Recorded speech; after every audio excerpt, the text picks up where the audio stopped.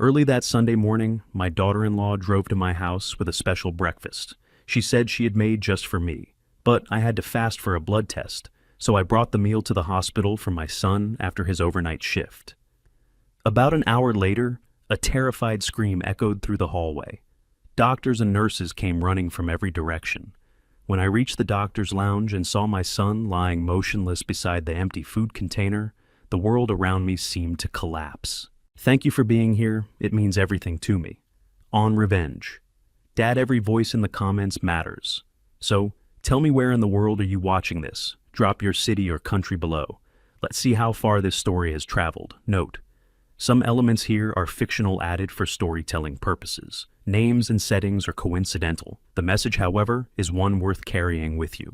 The doorbell rang at 7:32 on a Sunday morning, and I remember the exact time because I had just checked my watch for the third time, anxious about making my 8:15 appointment at the lab.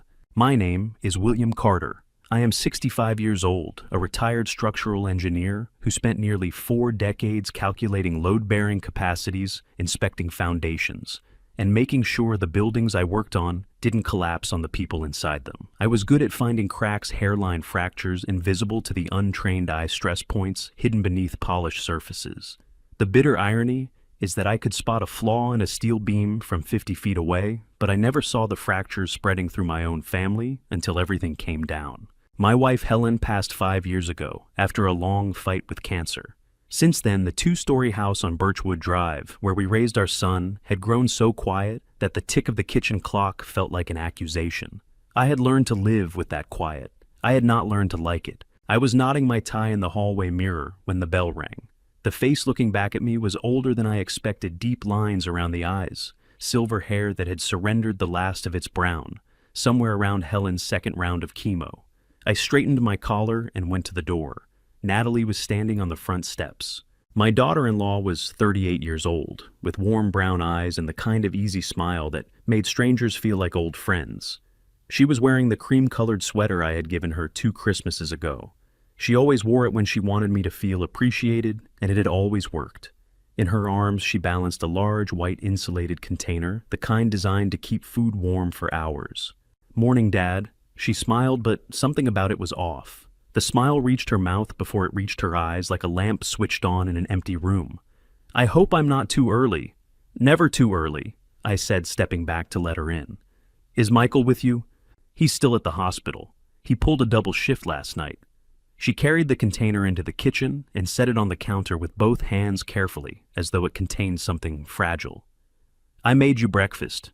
Eggs home, fries, sausage toast. Michael told me you've been skipping meals." I felt a rush of warmth so genuine, it almost embarrassed me. After Helen died, the small acts of care, someone noticing whether I had eaten, whether I was sleeping, had become rare enough to feel extraordinary. "Natalie, you didn't have to do all this," I said, genuinely moved. "You drove all the way out here on a Sunday morning." "I was up anyway." She waved her hand as though it was nothing, but her fingers were moving restlessly, tapping twice against the counter before she stilled them. "Open it while it's hot." I reached for the latch on the container.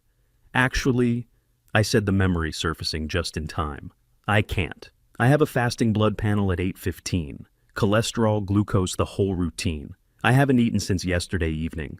Something happened to Natalie's face in that moment. It lasted less than a second, a flicker like a candle flame disturbed by a draft, and then her expression rearranged itself back into warmth.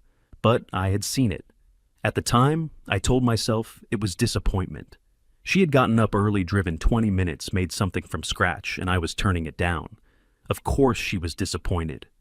"Oh," she said softly. "I didn't realize." "I feel terrible," I told her. "You went to all this trouble." "It's fine, Dad. You can eat it after your appointment." I looked at the container, then at my watch, and then I thought of Michael. He had texted me the night before 11:43 p.m., the timestamp telling its own story about the kind of shift he was working. "Haven't eaten since noon. Vending machines are a crime against humanity." I had smiled at my phone in the dark of my bedroom and gone back to sleep. "I'll bring it to Michael," I said, already reaching for the container. "He's at County General right now, and he hasn't eaten. It's on my way to the lab." Natalie's hand moved fast, almost involuntary, and landed on the edge of the container before I could lift it.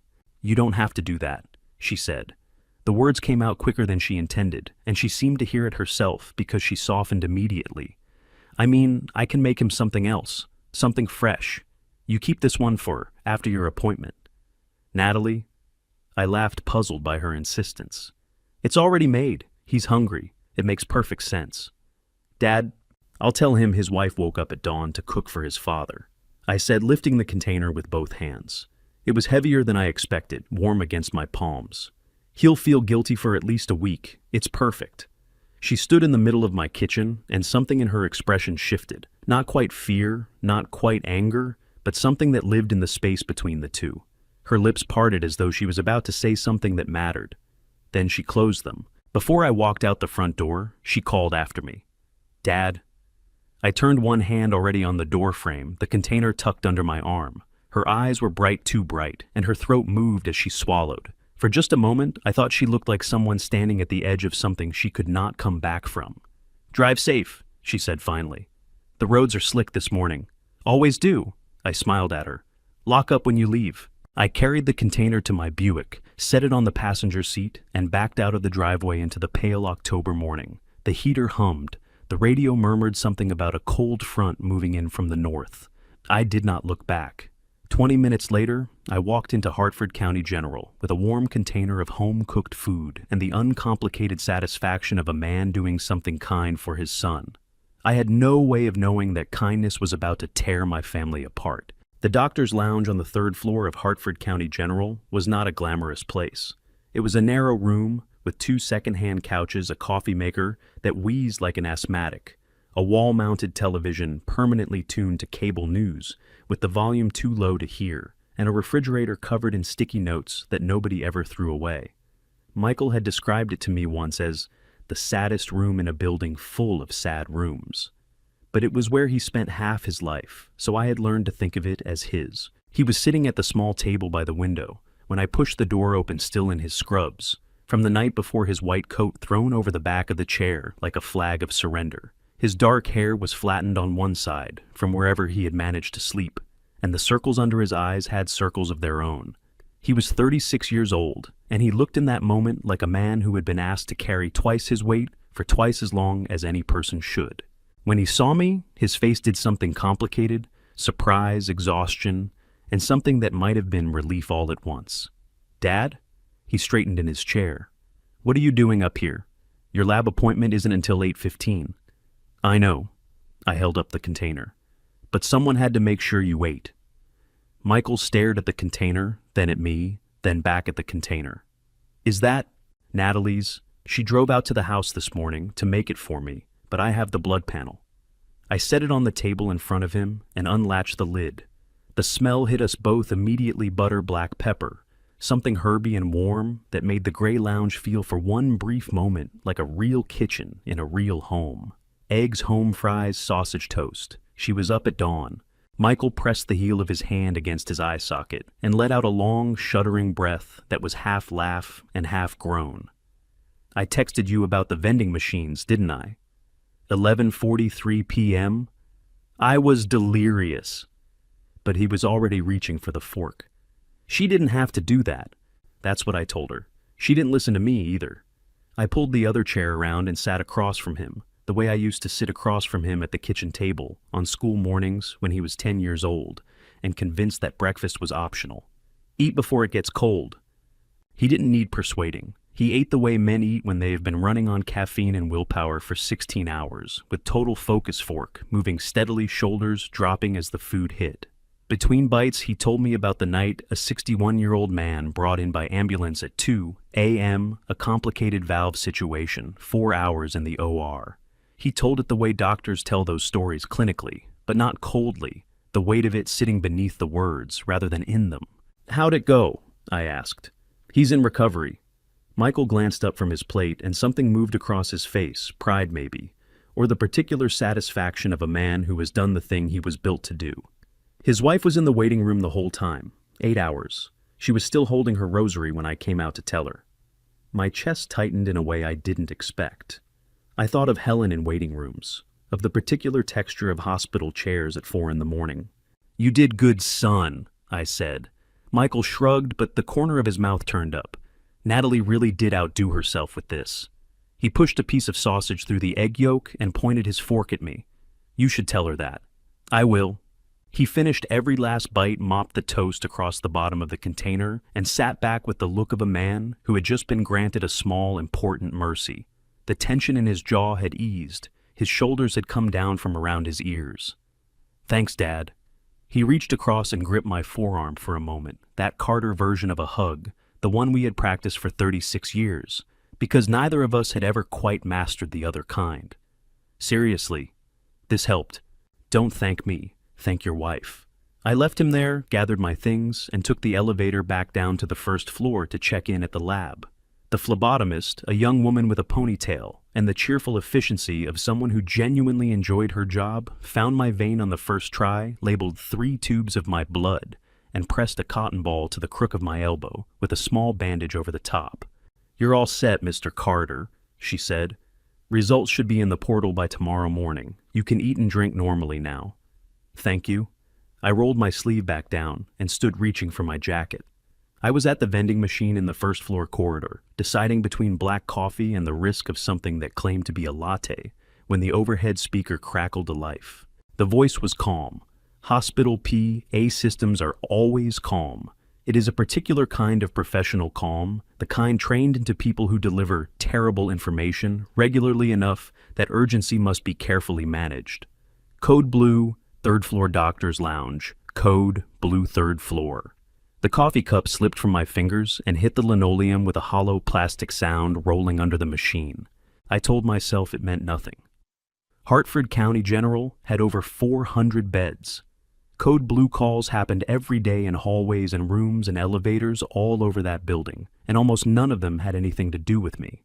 But the doctor's lounge, 3rd floor, where I had just left my son sitting back in his chair with an empty container in front of him and the color finally coming back into his face. I was running before the thought finished forming, past the vending machines, past the information desk, past a woman with a stroller who called something after me that I didn't hear.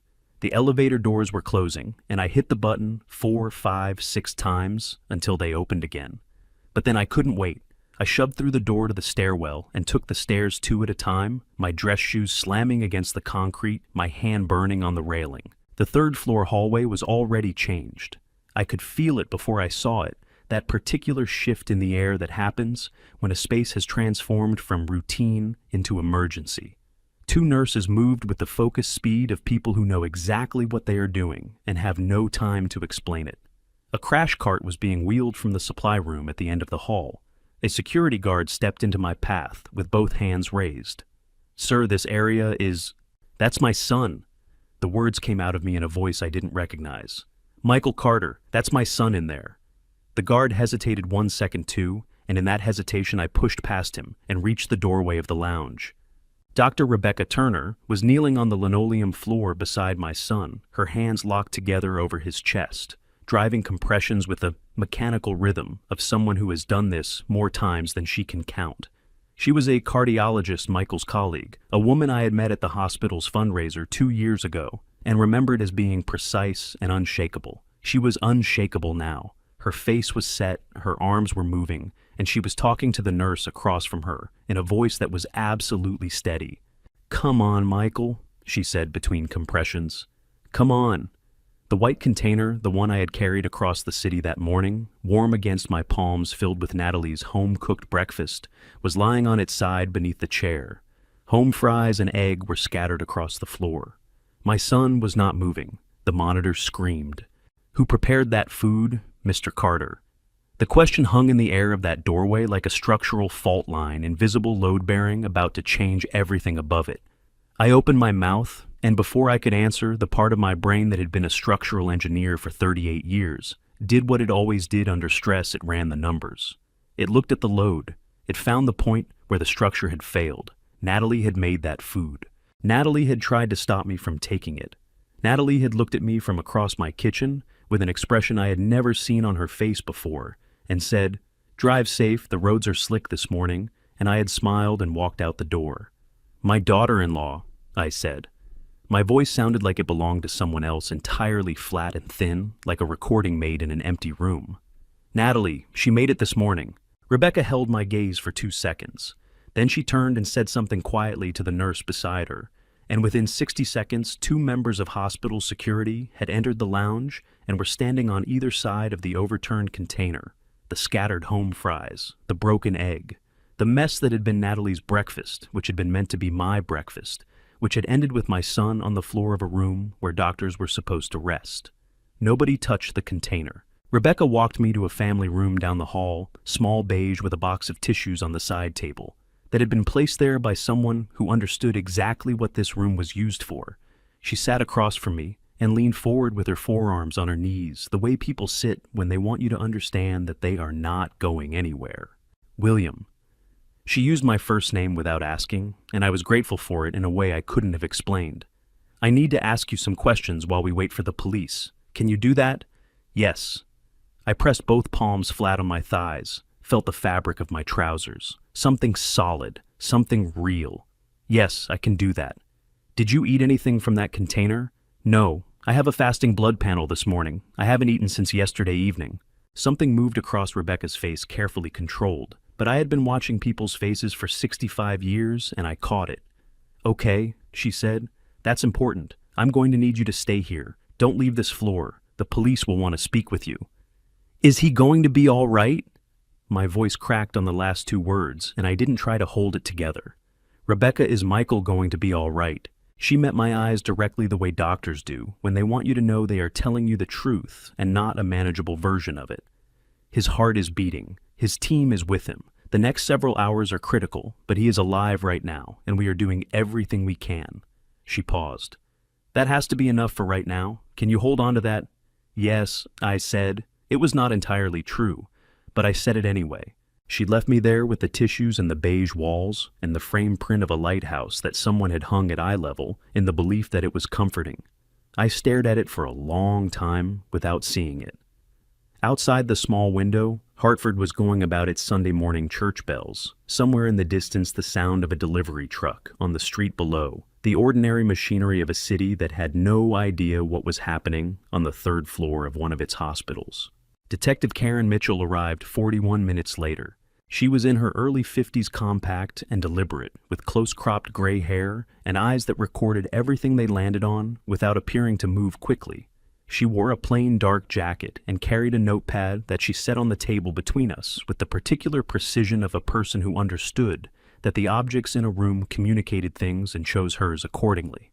She introduced herself with a badge and a handshake, firm, brief, businesslike, and sat down across from me with the unhurried ease of someone who had delivered devastating information in rooms like this many times and had learned that rushing never helped.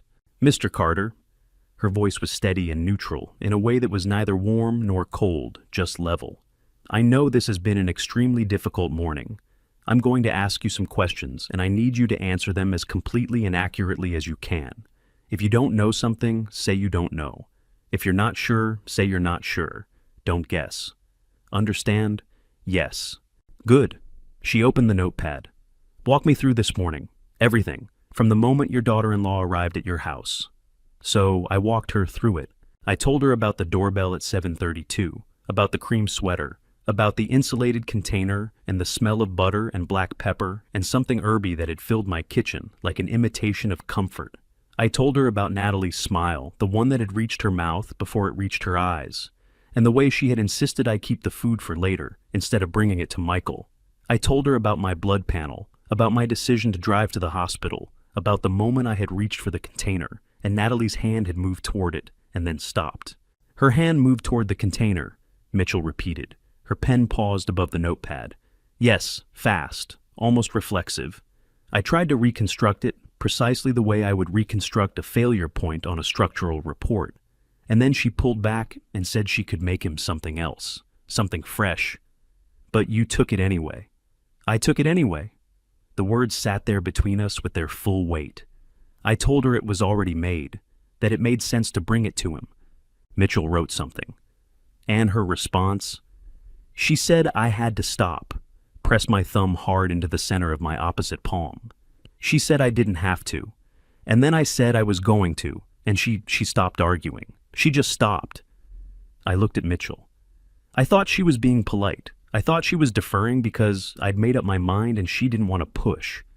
But now I think she was deciding something. My throat tightened until the words had to force themselves through it. I think in that moment, standing in my kitchen, she was deciding whether to stop me or let me go. And she let me go. Mitchell studied me for a moment. Before she left your house, did she say anything unusual? Anything that seemed out of place in retrospect? I thought about the porch, about the October morning light on her face, about the way her lips had parted as if she was going to say something that mattered and then closed. She told me to drive safe, I said. That the roads were slick. I paused, and she looked at me like I could not find the precise word for it. Like someone at the edge of something, like someone who had just made a decision they couldn't take back. Mitchell wrote for a long moment without speaking. Then she set her pen flat on the notepad, the deliberate gesture of a woman shifting registers, and looked at me directly. Mr. Carter, the food in that container has been flagged for laboratory testing. But based on your son's potassium levels, 9.1, where normal is between 3.5 and 5, we are treating this as a potential deliberate poisoning. Potassium chloride administered in sufficient quantities causes cardiac arrest. It is odorless. It is colorless. It can be dissolved in food or liquid without detectability by taste. She held my gaze steadily. That food was prepared for you this morning, not for Michael. Your son consumed it because you happened to have a medical appointment that prevented you from eating it first. The room tilted so severely that I gripped the edge of the table with both hands. If you hadn't had that blood panel, Mitchell continued, her voice level and precise and completely without cruelty, you would have eaten that breakfast yourself, alone, at home, and there would have been no hospital nearby, no crash cart, no Rebecca Turner on the other side of a wall. My mouth had gone completely dry. My heart was doing something irregular that I chose not to examine too closely. Yes, I said. That's right. So, the intended victim this morning was you. Mitchell didn't make it a question. Not Michael. Yes. She held that for a moment, then nodded once and reached for her phone. We need to speak with your daughter-in-law immediately. Where would she be right now on a Sunday morning? Home, probably. Their house is on Maple Terrace. I can give you the address. Mitchell was already dialing. She listened, looked at me with those recording eyes. Voicemail, she said. She ended the call and immediately dialed another number, dispatch, I assumed from the brevity and precision of what followed. When she hung up, she looked at me with the expression of a woman who had learned to deliver bad news and good news in the same tone, because tone was the only thing she could control. Mr. Carter, I'm going to need you to remain here and available. We'll have officers at the residence within 10 minutes. She paused. Is there anything else you want to tell me right now? Anything about your relationship with your daughter-in-law? Any recent conflicts? Any reason you can think of that someone might want to harm you? I opened my mouth to say no, and then I closed it, because somewhere in the back of my mind, in the place where old things live, the things you pack away carefully in the dark because you cannot throw them out but cannot bear to look at them.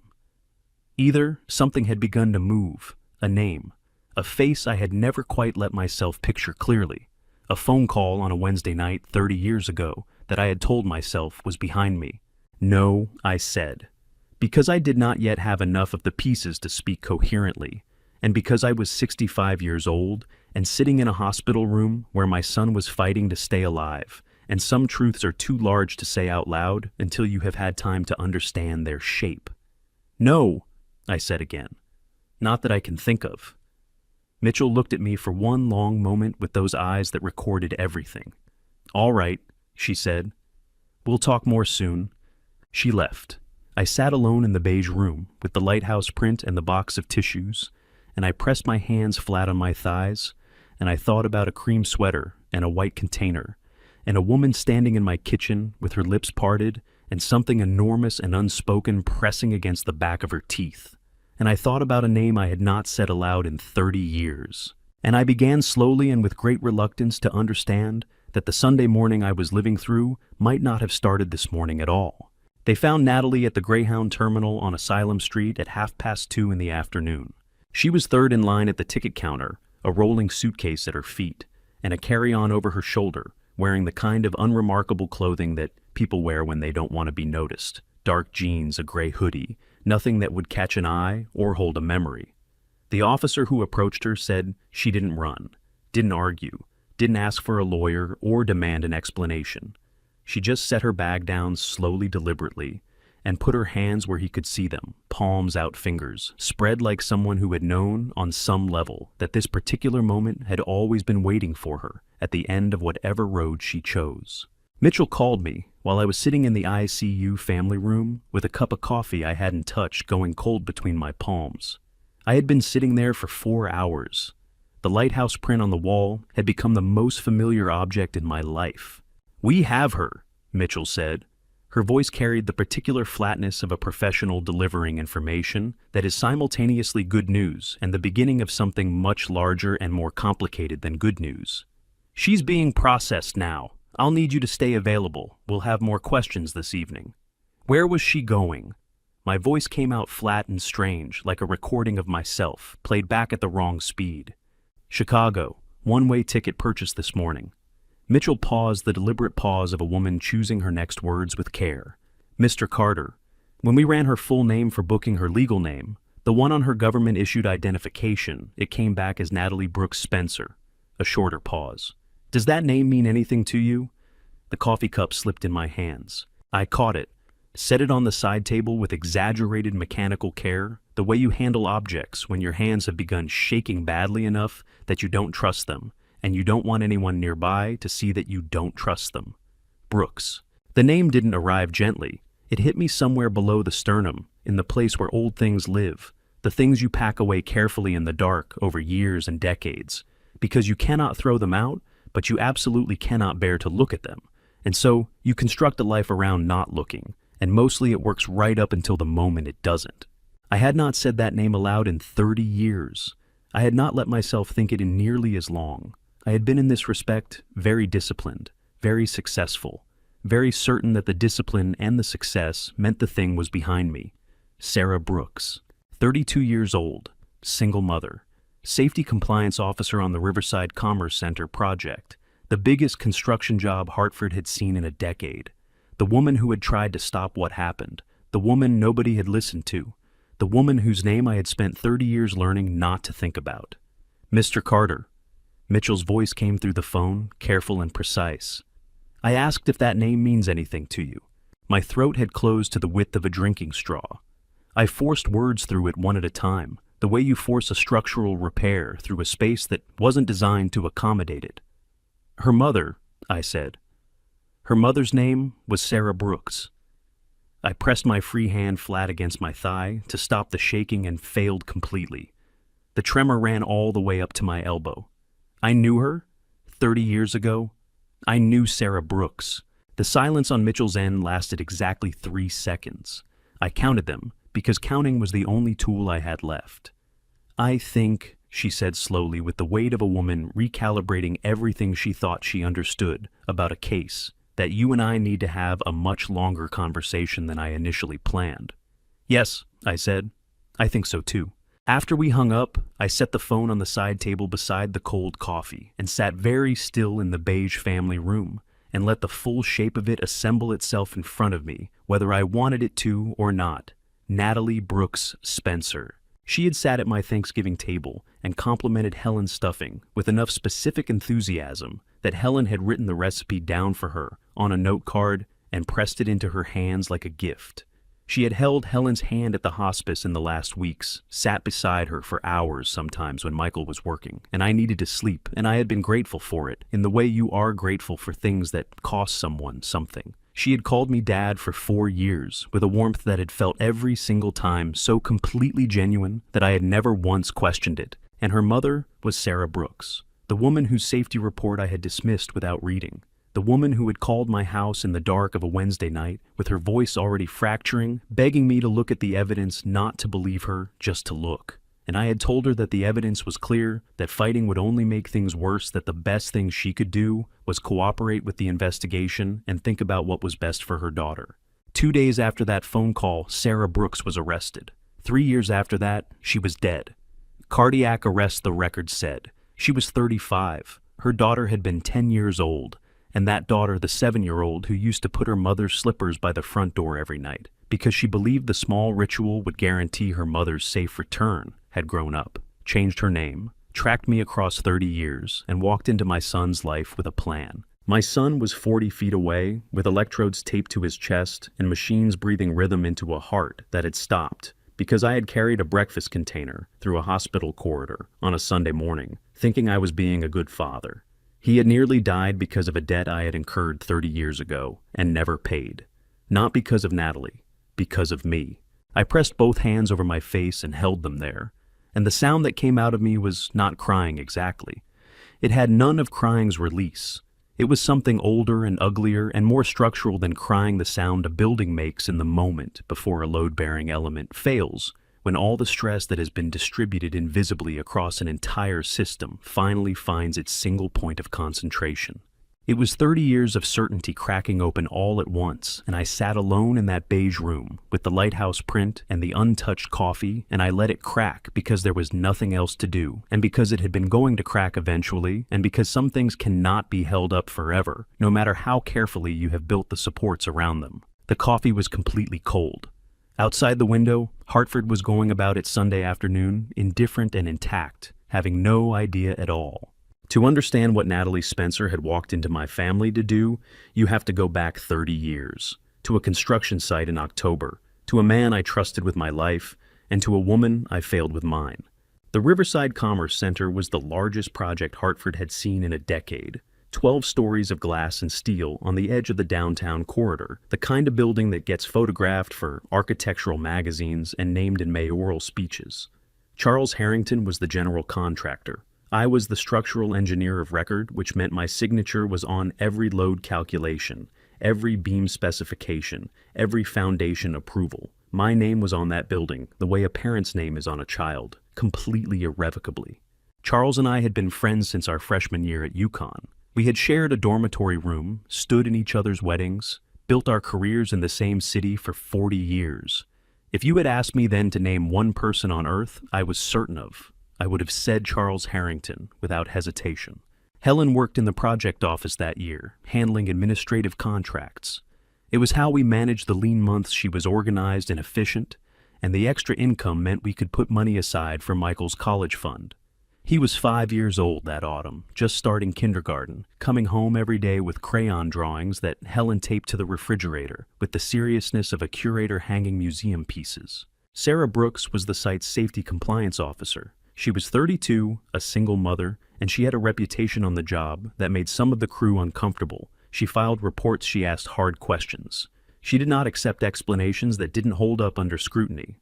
2 weeks before the accident, she submitted a formal complaint flagging the 6th floor steel as substandard. She had the mill certificates, the delivery receipts, the measurements. Her report said, "Stop construction until the material is replaced." The report was buried. I never saw it. On a Tuesday morning in October, the 6th floor's eastern section came down. The sound witnesses said was like a thunderclap from inside the building, a single massive concussion, followed by the grinding cascade of steel and concrete through the floors below. 3 men died, 2 of them were in their 20s, 7 others were pulled from the debris with injuries that would follow them for the rest of their lives. The investigation moved fast and brutal, the way investigations move when 3 people are dead and a city is watching. Within days, a document surfaced, a sign-off sheet approving the 6th floor steel as code compliant. It bore Sarah Brooks's signature. Sarah said the signature was forged. She said her original report, the one demanding a work stoppage, had been removed from the file and replaced. She said Charles Harrington had done it. Charles said she was lying. He was calm, precise, and devastated in exactly the right measure. He told investigators that Sarah had always been difficult, that she had personal grievances against management, that the signature was genuinely hers. And then he came to me. "You know me, William," he said. We were in his office, the door closed, the blinds drawn. His eyes were red from what looked like crying, though I would spend years wondering later whether Charles Harrington had ever cried about anything that wasn't strategic. 40 years. You know what kind of man I am." "I know," I said, and I believed it. That same evening, Helen sat across from me at our kitchen table, her hands wrapped around a mug of tea, and told me she had been in the office when Sarah signed that document. She had seen it with her own eyes. Her voice was steady, her eyes were steady. I had no reason, not one single reason to doubt her, so I didn't. What I didn't know, what I could not have imagined sitting at that kitchen table while Michael slept upstairs with his kindergarten drawings on the refrigerator, was that Helen was terrified that Charles had gone to her first before he came to me, that he had laid out for her in quiet and specific terms exactly what would happen to our family if she didn't say what he needed her to say. I didn't know any of that. I only knew what she told me, and what she told me, I believed. She called at 10 o'clock on a Wednesday night in October of 1993. I remember the sound of the phone, our old landline, the one mounted on the kitchen wall, with a ring loud enough to wake Michael 2 floors up, if we weren't careful. Helen had already gone to bed. I was at the kitchen table with a glass of bourbon. I wasn't really drinking, and a stack of investigation documents I had been reading for the 3rd time, looking for something that would make the whole terrible picture make more sense than it already did. I picked up on the second ring. Mr. Carter. The voice was quiet and precise, stripped of everything except the effort it was taking to stay that way. This is Sarah Brooks. I know it's late. Please don't hang up. I didn't hang up, but I didn't say anything warm either. 3 men were dead. The investigation had my name in it, not as a suspect, but as the engineer of record, the man whose signature authorized the structure that had failed. I was not in a generous mood. Ms. Brooks, I said. It's late. I know. A breath shaky, carefully controlled. I need you to look at something. The original delivery manifests for the 6th floor steel. The mill certification numbers don't match the material that was actually installed. I have the original inspection logs, the ones that were supposed to be in the project file before they disappeared. If you compare them to what's there now, the investigation team has access to all of that, I said. The investigation team has what Charles Harrington gave them. Her voice cracked on his name just slightly, and she pulled it back together with an effort I could hear. Mr. Carter, I did not sign that approval sheet. I filed a stop work order 2 weeks before those men died. Someone removed it from the file and put that sheet in its place. Someone who had access to the project office. I thought of Helen, steady hands, steady eyes telling me exactly what she had seen. Ms. Brooks, I have a daughter.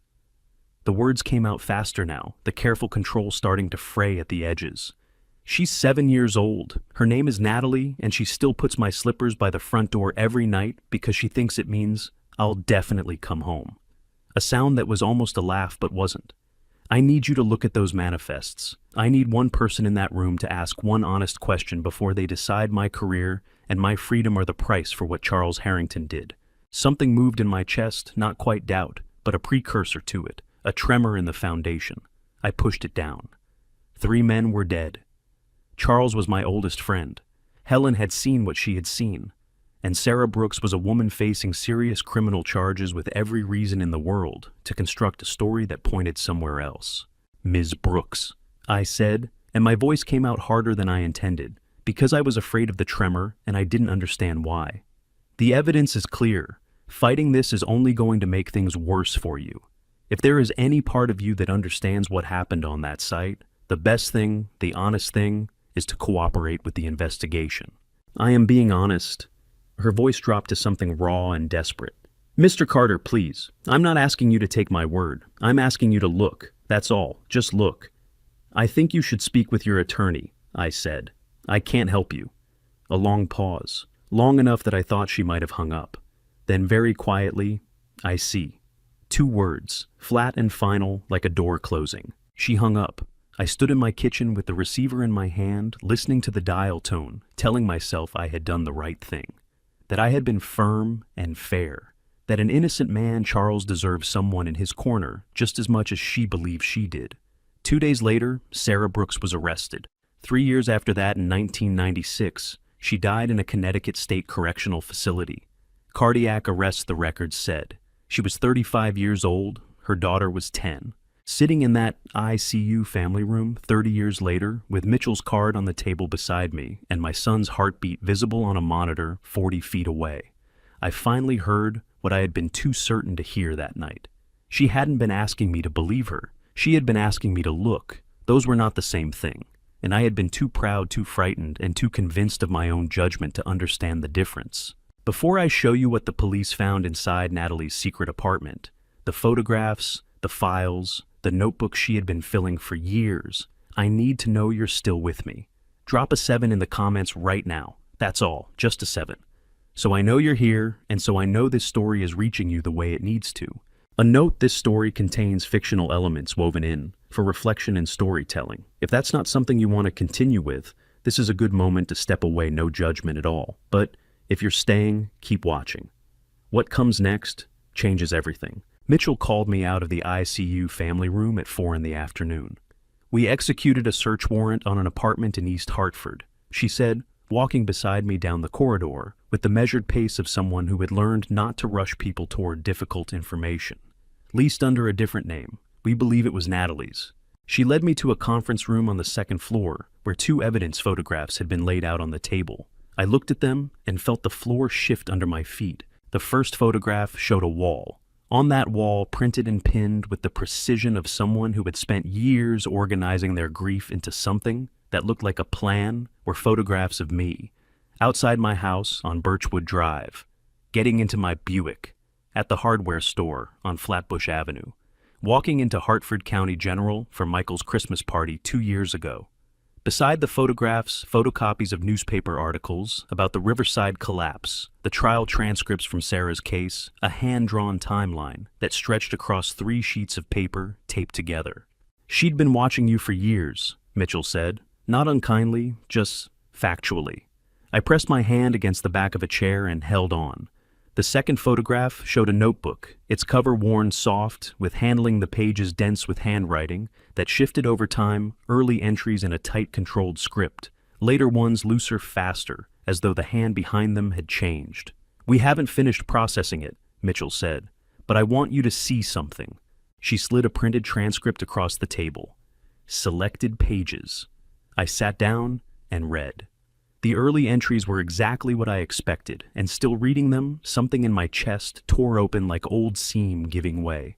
That man destroyed my mother and went home to his family and never lost a single night's sleep.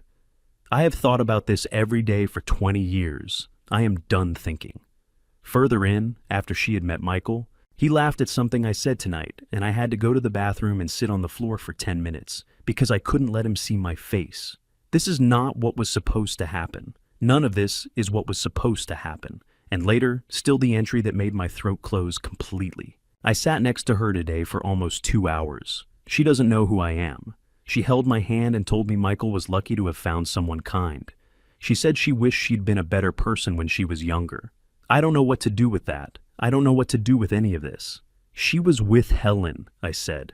My voice came out wrecked and I didn't try to fix it. When Helen was dying. Natalie was there, and she knew the whole time who Helen was. It appears so, Mitchell said carefully. I set the transcript down because my hands were shaking badly enough that the paper was rattling. Helen in her last weeks holding the hand of the woman who had come to destroy her family. Not knowing, never knowing. The last entry in the transcript was dated the Saturday before this Sunday, the night before Natalie had driven to my house with that white insulated container. I have been sitting at this kitchen table for 3 hours. I keep thinking about the way Michael looks at me when he doesn't know I'm watching, like I'm something he still can't believe he gets to have. I have started this so many times. I have stopped it so many times. But then I think about her voice on the phone the last time we talked, and I think about the slippers by the door, and I think if I stop now, who will remember her? If not me, who I read it twice. Then I set it down. She loved him, I said. It wasn't a question. Mitchell considered her answer with the care of a woman who knew the weight of it. The notebook suggests she did yes, genuinely, which made it harder to stop and didn't stop her. I stared at the photograph on the wall, my own face printed and pinned, watched and tracked through years of ordinary Sundays, and I felt something I had not expected to feel, not rage, grief, for a 7-year-old girl who had put her mother's slippers by the door every night and grown up into a woman who could not find a single person willing to carry the weight of that loss with her. What happens now? I asked. Mitchell gathered the photographs. Now, she said, we build the case, and you go back upstairs and sit with your son. The second day was the hardest. Not because anything went wrong. Michael's vitals held steady through the night, his potassium levels dropping slowly back toward a range that Rebecca described as moving in the right direction, which I had learned over years of hospital waiting rooms was doctor language for, we are cautiously hopeful and terrified to say more than that. His heart was beating. The monitors confirmed it every few seconds with a small green blip that I watched the way a drowning man watches a rope. But he hadn't opened his eyes. I had gone home briefly at midnight to shower and change clothes, moving through the house on Birchwood Drive, like a stranger passing through someone else's life. Helen's photograph watched me from the hallway. I couldn't look at it directly. I made coffee I didn't drink, sat at the kitchen table for 20 minutes staring at nothing, then drove back to the hospital in the dark. By Monday morning, I had been in the ICU family room for the better part of 18 hours. The chair had permanently rearranged my spine. The coffee from the vending machine tasted like it had been brewed sometime during the previous administration. I had read the same paragraph of a magazine article 11 times without retaining a single word. Rebecca stopped by at 8 a.m. on her rounds, still in scrubs, with the particular alertness of someone who ran on less sleep than any human being reasonably should. "His cardiac enzyme levels are stabilizing," she told me, pulling a chair around to sit across from me, rather than standing in the doorway the way doctors sometimes did when they wanted to preserve the option of a quick exit. "The next 24 hours are important, but William, I think he's going to be okay."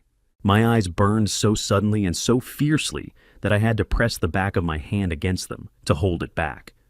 "Thank you," I managed, "for what you did in that room. He's my colleague," she said simply. "He's also one of the good ones." She hesitated, then added more quietly, "He talks about you, you know, about Sunday dinners, about the engineering jokes you tell that he pretends not to find funny." A sound came out of me that was almost a laugh. "He finds them funny. He's just protecting his image." Rebecca smiled small and genuine and stood to go. She had taken 3 steps toward the door when the family room opened from the other direction, and a man I had never seen before stepped inside. He was somewhere in his mid-50s, broad through the shoulders, in the way of men who had done physical work their whole lives and carried it in their frames even after the work was done. He wore a canvas jacket and work boots and held a folded newspaper against his chest, with both hands gripping it the way people grip things when they need something to hold on to. His eyes found me and didn't let go. "Mr. Carter." His voice was low and rough, like gravel shifting. "William Carter." "Yes." "My name is Frank Delgado." He didn't move further into the room, stood in the doorway as though he hadn't yet decided whether he had the right to come in. "I worked the Riverside site in '93. I was on the 4th floor crew." He held up the folded newspaper, the Hartford Courant morning edition, my name visible in the headline of the article about the poisoning. "I read this at breakfast. I've been sitting in my truck in the parking lot for 40 minutes trying to decide if I was going to come in." Rebecca had stopped at the door. She looked at me. I nodded once and she left, quietly pulling the door shut behind her. Frank Delgado crossed the room and sat in the chair Rebecca had just vacated. He set the newspaper on the table between us, smoothed it once with a wide-scarred hand, and looked at me with the expression of a man who had been carrying something for so long that the shape of it had become part of him. "I saw Charles Harrington change those documents," he said, "the day after the collapse. I was in the site office returning equipment when I heard him and your wife talking. I stopped outside the door." His jaw tightened. "I heard enough to know what was happening, what he was asking her to do, what he was threatening." My heart slammed against my ribs. "You heard that conversation?" "Yes, sir." Frank's hands were pressed flat on his thighs now, and I could see that they were trembling. "I was 22 years old. My wife was 8 months pregnant with our first. I'd just started with the crew 6 weeks before. I told myself it wasn't my place, that I had misunderstood, that somebody else would say something." He stopped, swallowed hard. "Nobody did, and I kept not saying it. Every year I kept thinking I'd find the right time, and then another year would go by." The room was very still. 30 years, I said. 30 years. Frank looked at his hands. "I am sorry, Mr. Carter. I know that doesn't do a damn thing for anybody, but I am so sorry. And I'll tell the police everything I heard. Everything. Whatever they need." I looked at this man, this stranger who had driven to a hospital parking lot and sat in his truck for 40 minutes, working up the courage to walk through a door. And I thought about all the ways that silence compounds itself. How one person's fear becomes another person's prison, becomes another person's grave, becomes a 7-year-old girl growing up without her mother. "Thank you for coming in," I said. My voice was rough. "It took courage." Frank shook his head hard like the word didn't fit. No, it didn't, he said. Courage would have been 30 years ago. Before either of us could say anything else, the door opened. A nurse leaned in her face, carrying the particular expression of someone delivering news they know has been waited for. "Mr. Carter," she said. "He's awake." He looked smaller in that bed. That was the first thing I'd noticed. Not the monitors, not the IV lines, not the electrodes still taped to his chest. Just how small my son looked against all that white. Michael was 6 feet tall and had his mother's build, broad shoulders, strong hands. But lying there in the half-light of the ICU, he looked the way he had looked at 7 years old when he had his tonsils out. And I sat beside his hospital bed, reading comic books aloud until he fell asleep. His eyes were open. That was what mattered. His eyes were open, and they found me the moment I stepped through the door. "Hey, Dad!" His voice was wrecked, scraped raw, barely above a whisper, but it was his voice, and the sound of it hit me somewhere so deep that I had to grip the doorframe to stay upright. "Hey, son." I crossed the room and pulled the chair close to his bed and sat down. I took his hand. His fingers were cold, and they closed around mine slowly, like someone relearning emotion. "How do you feel?" Like my heart stopped. A pause. Apparently because it did. Apparently. He tried to smile. It was a pale version of his real smile, but it was there. Then it faded. "Where's Natalie?" he asked. The question landed between us like something dropped from a great height. I had known it was coming. I had been preparing for it since the moment Frank Delgado had left the family room. I had not found a single arrangement of words that made it easier to say. "She's been arrested," I said. Michael's hand tightened on mine. His eyes, already red-rimmed from the oxygen tubes, filled in a way that he fought hard against and lost. "What?" "The food. The potassium chloride in the food, it was deliberate. She put it there." I kept my voice as steady as I could, which was not very steady at all. "She's been charged with attempted murder, Michael." He turned his face toward the window. His chest rose and fell with the careful deliberation of a man keeping himself from falling apart through sheer mechanical effort. A single tear ran from the corner of his eye down into his hair and disappeared. "That doesn't make sense," he said to the window, to the gray October sky outside it. "She doesn't, Natalie doesn't." He stopped, started again. "Why," so I told him. I told him about Sarah Brooks, about Riverside, about the report that disappeared and the steel that wasn't grayed and the 3 men who died on a Tuesday morning in 1993. I told him about Charles Harrington and what Charles had done and what he had threatened. I told him about Helen, about what his mother had done and why, and the 30 years she had carried it. I told him about the phone call I had made the night before Sarah's arrest, about the things I had said to a frightened woman in the dark and what she had said back and what had happened 2 days later. I told him all of it. He listened without moving. His hand stayed in mine, but went slack the way hands go when the person they belong to has gone somewhere inside themselves that is very far away. When I finished, the room was quiet except for the soft, insistent beeping of the cardiac monitor. Then Michael slowly withdrew his hand from mine. Not angrily, not with force, just withdrew it, laid it flat on the blanket beside him. And the absence of it was the loudest thing I had ever heard. "You've known about Mom for 5 years, he said. His voice was very quiet and very precise. "Since she told you on her deathbed, and you never said a word to me. I was trying to find proof before that 5 years, Dad." He turned to look at me then, and what was in his face was not rage. It was something quieter and more damaging than rage. It was the specific grief of someone who has just realized that the ground they were standing on was never solid. 5 years. Mom was gone, and you had this enormous thing, and you sat across from me at Sunday dinners, and you didn't say a word. I know. There was nothing else to say. I know, Michael. I'm sorry. You were going to find proof. He said it carefully, like he was testing the weight of each word. And then what? When was the right time? When I was 60, at my funeral. I don't have a good answer. No. He looked back at the window. His jaw was working. You don't. We sat in that room together for a long time. After that, the monitor counting out his heartbeats with a patience neither of us had. I wanted to reach for his hand again. I didn't. Finally, without looking at me, he said, "This family always waits until someone is almost gone to tell the truth." He said it quietly, without heat, the way people say the things that hurt most, not as accusations but as facts observed and recorded and impossible to argue with.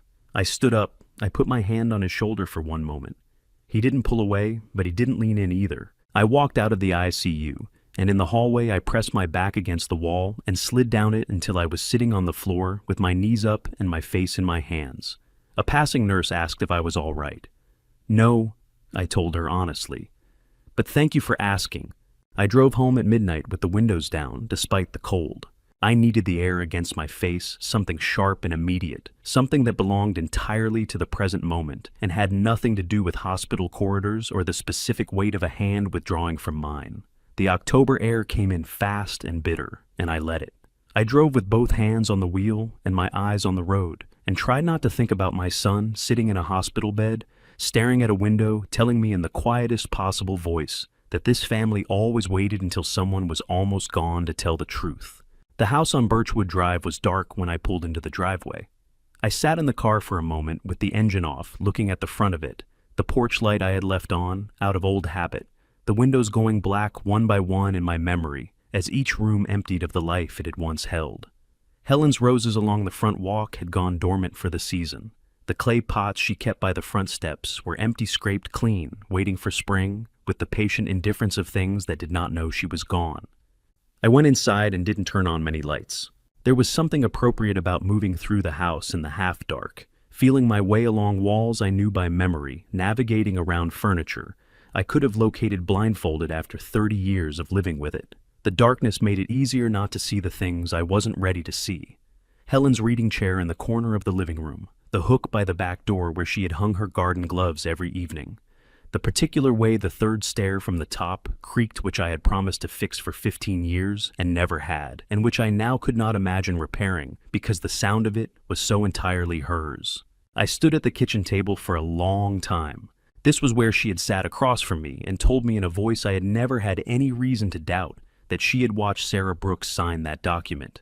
I could see her exactly, hands around the mug-eyes, steady voice level.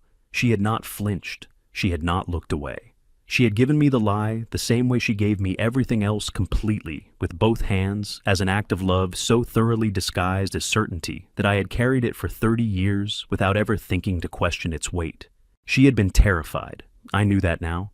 But Sarah Brooks had been terrified too, alone in her kitchen on a Wednesday night with a 7-year-old asleep upstairs, and no one had sat still long enough to notice. I went down to the basement first. Boxes from the Riverside years, project files, correspondence, the dense paper archaeology of a construction job that had taken 3 lives and rearranged everything that came after, Helen's old administrative files, folders of financial records going back further than made any practical sense, kept with the thoroughness of a woman who had grown up with parents who remembered when institutions failed and paperwork was the only proof you had ever existed.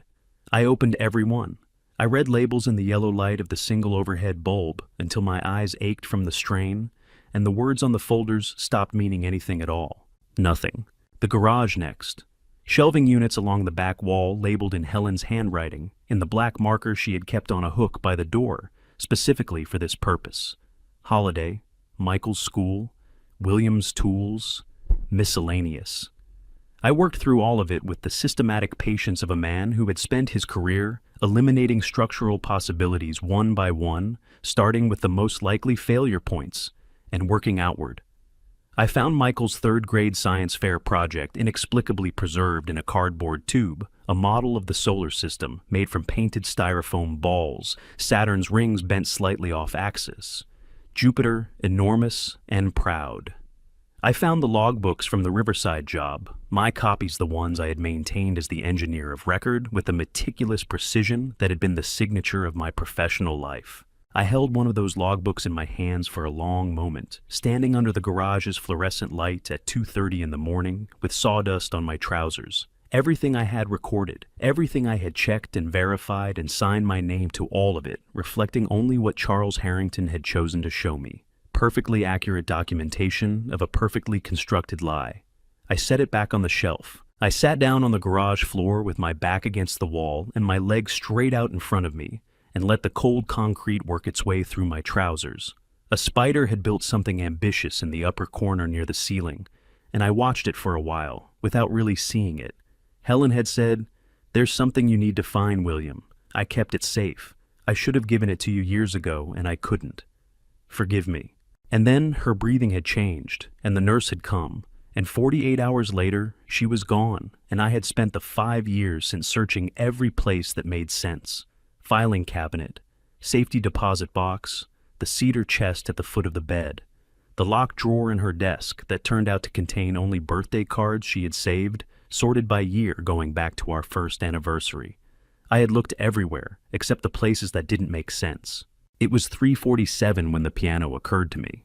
I could not tell you what prompted it, whether it was something I had seen in my searches or something about the way Helen used to move past it, when she thought I wasn't watching one hand trailing along the side of it, as though reassuring herself it was still there. She had not played it in 10 years. Her arthritis had made it impossible long before that. I had suggested donating it to the church at least 4 times, and every time she had said the same thing in the same tone, the one that did not invite discussion. "It stays, William, it stays." I was on my feet before the thought had finished forming. The piano was an upright dark walnut pushed against the living room wall beneath the window that faced Birchwood Drive. I had moved it once perhaps 15 years ago to repaint the wall behind it, and I remembered from that experience, from the particular awkwardness of muscling an upright piano away from a wall, that the back panel was a separate piece, a flat board held by 4 screws designed to be removed for tuner access. I got the screwdriver from the kitchen drawer and knelt down behind the piano with my phone's flashlight in my teeth, and my hands, which had been unsteady for most of the past 2 days, were somehow very still now. The screws were old. The first one took effort. The second turned smoothly. The third had paint over it from the last time the wall had been done, and I had to work the blade in carefully before it gave. The fourth came out fast, and then the panel was loose, and I took it away from the frame and set it against the baseboard and pointed the flashlight into the cavity behind. Dust. The interior frame. The pin block across the top. The soundboard behind it.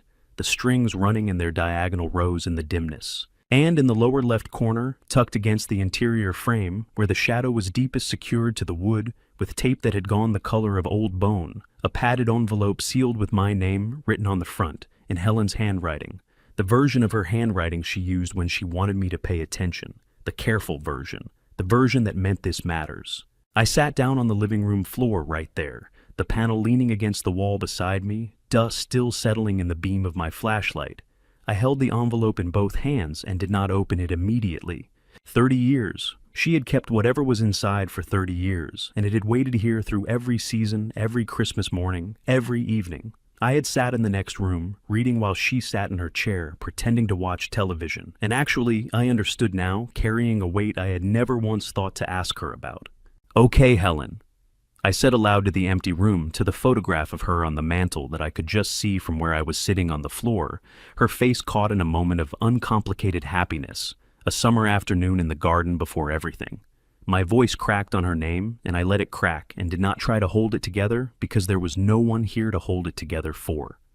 Okay, I found it. Inside a small key on a metal ring, tagged with First County Bank's logo, a letter handwritten folded in thirds my name on the front, and a cassette tape, the small kind, the kind that fit in a handheld recorder, sealed inside a Ziploc bag, the bag tucked inside a small plastic case with a snap lid, the whole thing preserved with the careful deliberateness of a woman who had understood 30 years ago that whatever was on it needed to survive long enough to be heard. On the label in Helen's handwriting, a date and a name, Charles October 17th, 1993. Before I tell you what was hidden inside Helen's piano, for 30 years before I play you what I heard on that tape, I want to ask you something. Do you think Helen was a good person who made a terrible choice, or something else entirely? Drop Helen or guilty in the comments. I'll read every single one, and I think your answer might change after you hear what comes next. This story carries fictional elements shaped for education and reflection. Names, places, and details are not intended to represent any real person or event, but the truth at the heart of it. That part will stay with you. I found the cassette player in a box at the back of the garage shelf, buried under a rain poncho, and a car manual for a vehicle I no longer owned.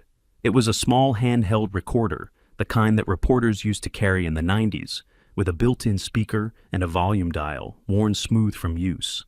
Helen had used it for dictating grocery lists and household notes during the years when she managed 3 projects simultaneously and couldn't always stop to write things down. I checked the batteries. Dead. I found replacements in the kitchen junk drawer, the one household drawer that exists in every American home and functions as a graveyard for orphaned objects, and I loaded them with hands that were steadier than I expected. Or maybe I had simply passed through the threshold of fear into something on the other side of it, something that felt almost like calm, but wasn't. I sat down at the kitchen table, the same table, the one where Helen had looked at me with steady eyes and told me what I needed to hear to keep our family safe.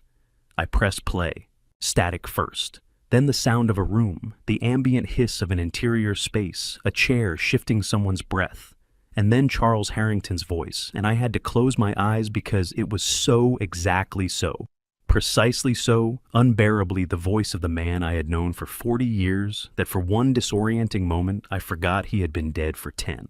Helen. His voice was quiet and reasonable, the voice he used in board meetings when he wanted something and intended to get it. I'm going to say this once, and I need you to hear me clearly. Can you do that? Helen's voice, when it came, was younger than I remembered it, thinner, stripped of the warmth it usually carried.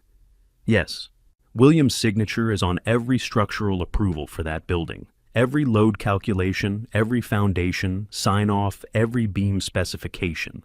The investigators are going to start asking questions about the engineer of record. A pause, brief and precise, timed the way Charles timed everything. If Sarah Brooks is believed, if anyone starts seriously looking at who actually had access to that project file, they're going to find William's name on things, and they're going to ask him to explain them. William didn't know about the steal, Helen said. Her voice was trembling now, vibrating with the effort of holding itself together. He had nothing to do with... I know that. Charles's voice didn't change temperature by a single degree.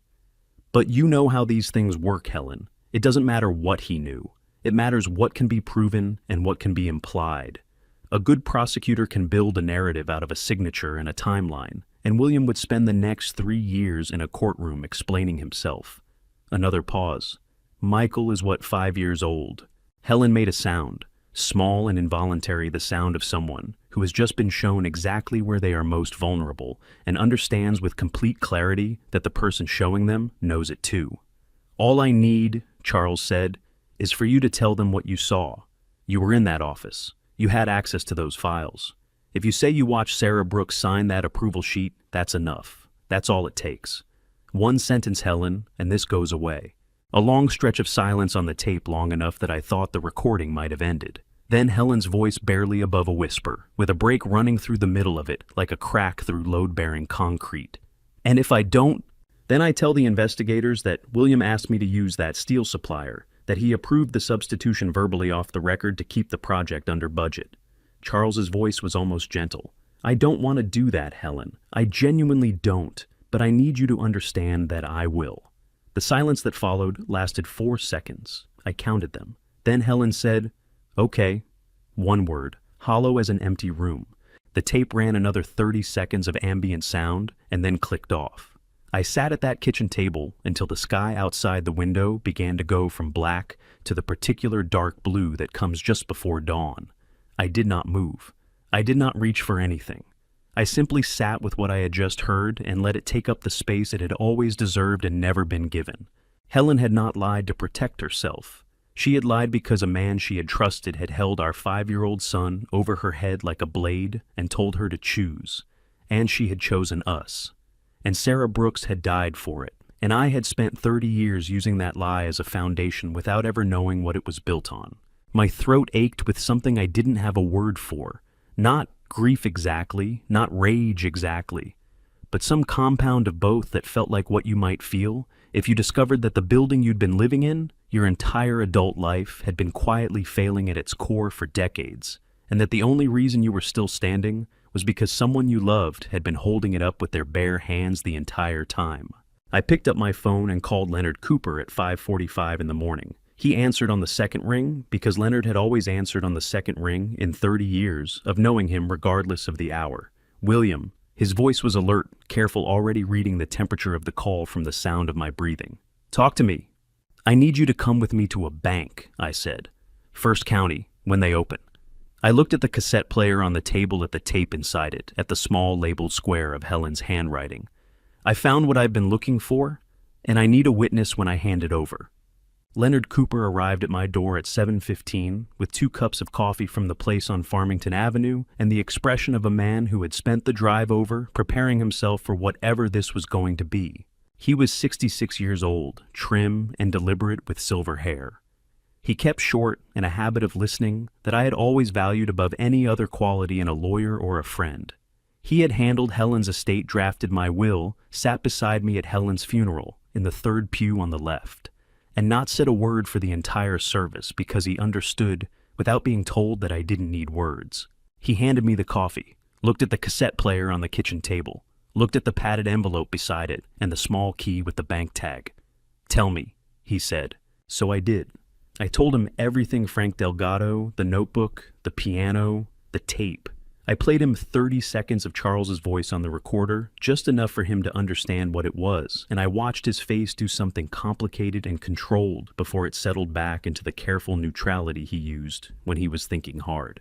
When I finished, he set his coffee down very precisely in the center of the table and looked at me. "William." His voice was measured the way it got when he was about to say something he knew I didn't want to hear. "You understand what this does to Helen's memory. Her testimony is on the court record. When this comes out, and it will come out, people will know she gave false testimony in a criminal proceeding. I know. Your own testimony in 1993 is going to be scrutinized. The phone call you made to Sarah Brooks, that could be characterized as witness intimidation. Now, Connecticut's statute of limitations on intimidation has run, so your direct criminal exposure there is limited. But the Riverside collapse itself, 3 men died, William. Homicide-related offenses carry no statute of limitations in this state. The DA will need to assess whether what Charles did rises to that level." He paused. "And under the discovery rule, the victims' families may now have standing to go after the Harrington estate in civil court, since the fraud was deliberately concealed until this evidence surfaced." "Leonard." I said his name quietly and he stopped. I've spent 30 years standing on a reputation that was built on a dead woman's life. I looked at the cassette player, at the tape inside it, with Helen's handwriting on the label, at the key to a safety deposit box that had been waiting for me for 5 years in a bank 3 miles from my house. I don't want one more day of it, not one.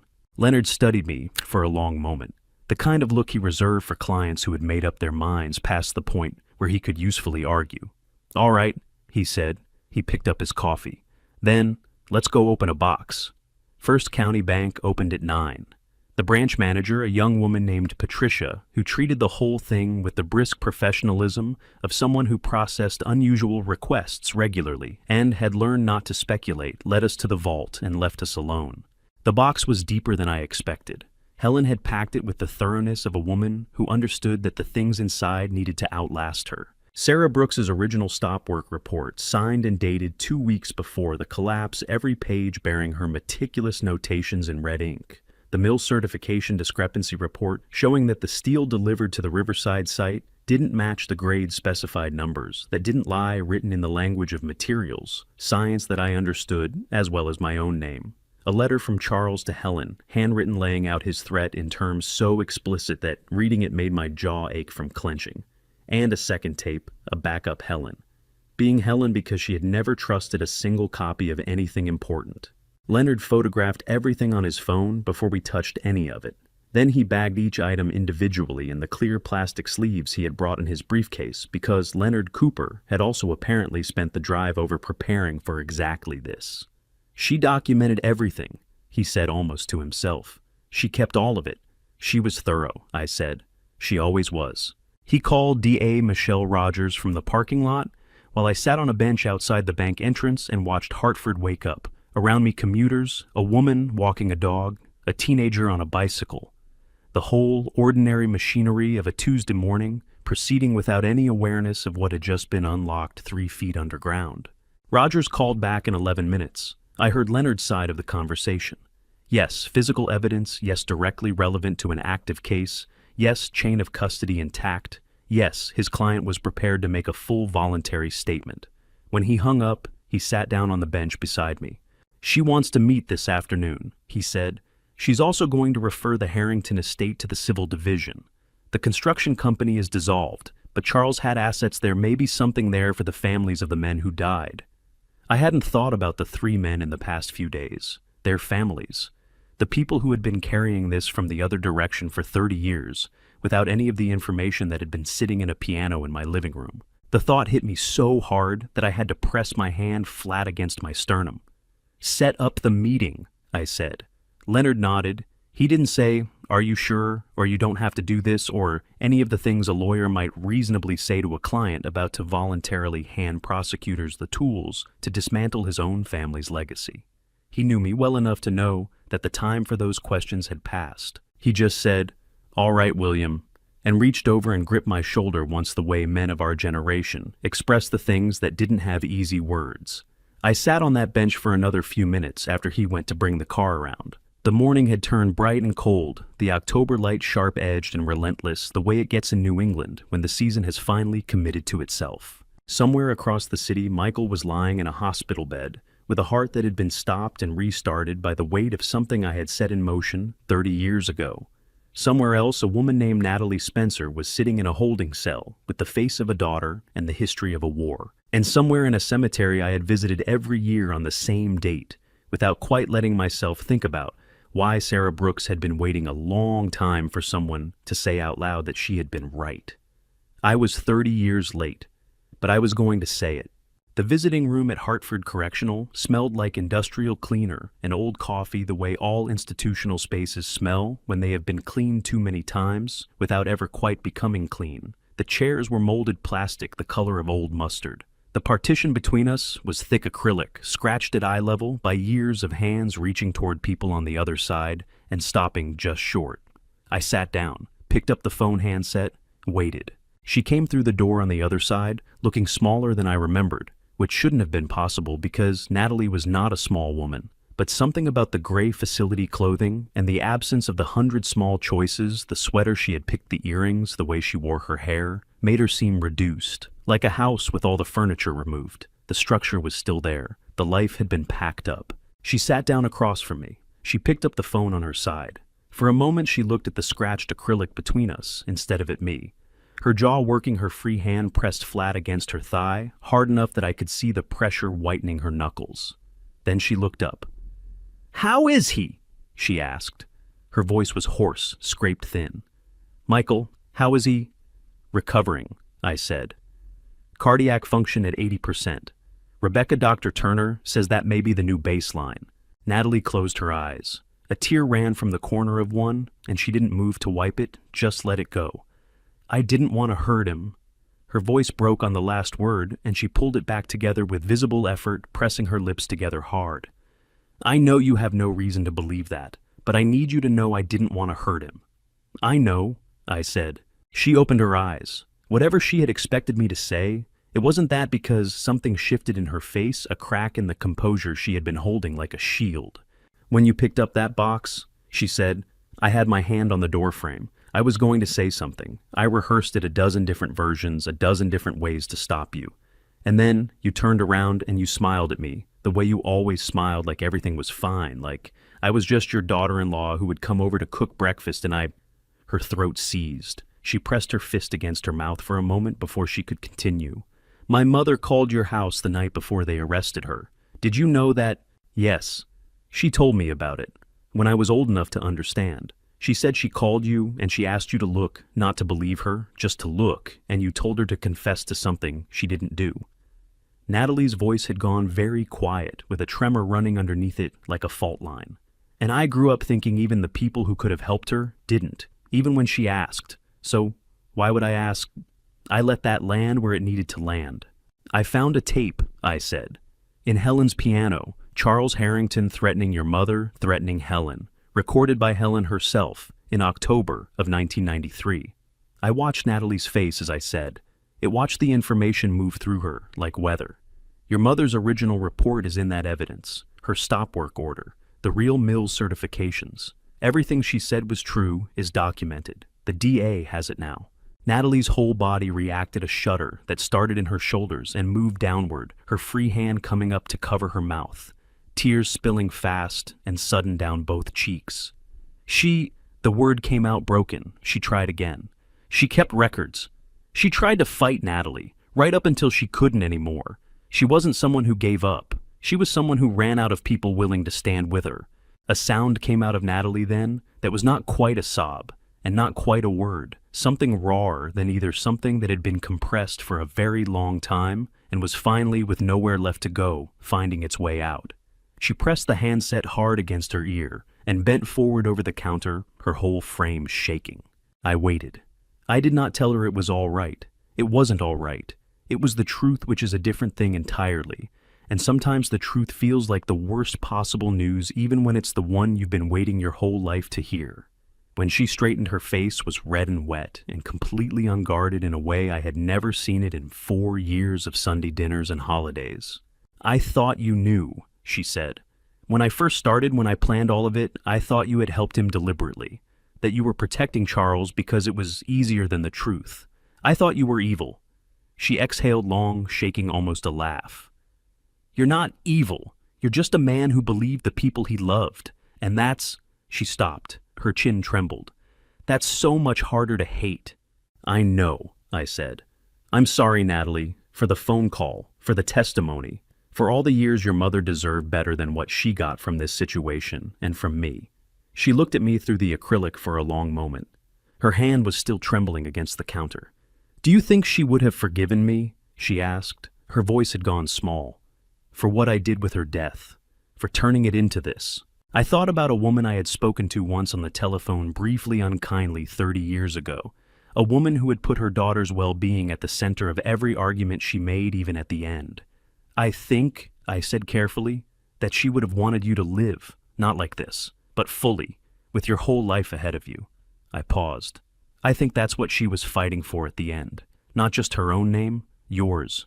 Natalie pressed her hand flat against the acrylic between us, not reaching through, just touching the surface of it. Her eyes were still spilling over, but her voice when it came was steadier. "Thank you," she said, "for the tape, for telling the truth about her."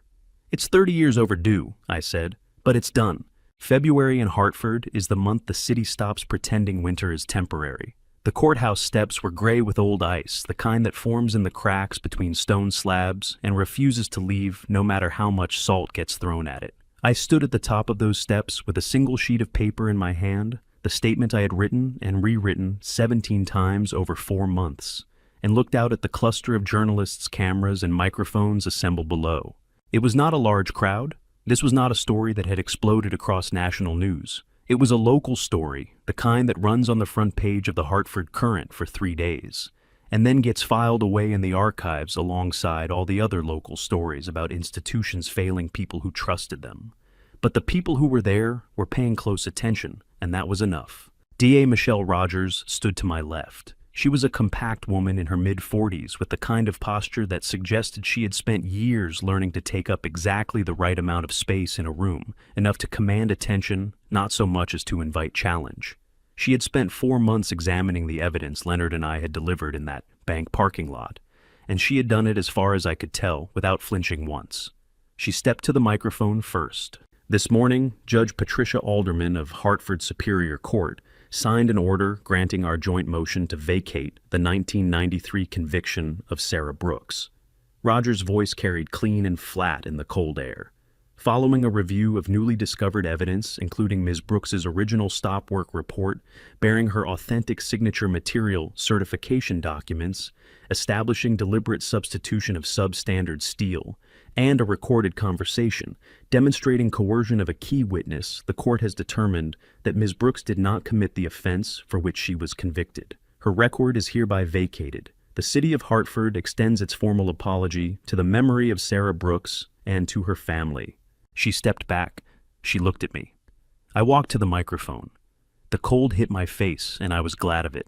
It gave me something immediate to feel something that wasn't the weight of the paper in my hand, or the awareness of the cameras, or the knowledge of what I was about to do to the reputation of a dead man who had been my closest friend for 40 years. "My name is William Carter," I said. "I was the structural engineer of record on the Riverside Commerce Center project in 1993.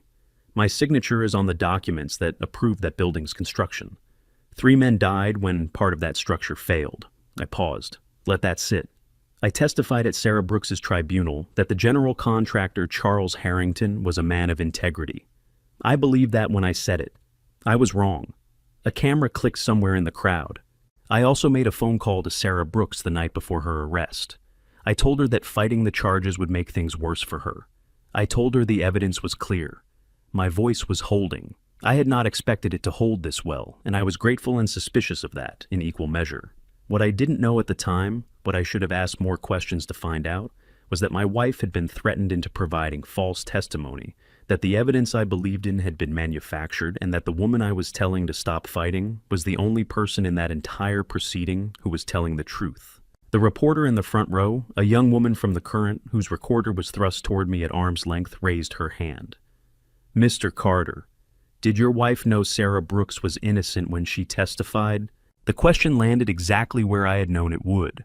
I had practiced my answer to this question more than any other line in the statement. Not because I didn't know what to say, but because I wanted to say it exactly right, without softening it into something comfortable, without hardening it into something punishing. "Yes," I said. "She did, and she spent 30 years living with that."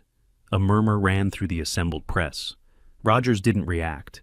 She had known I was going to say it. I stepped back from the microphone.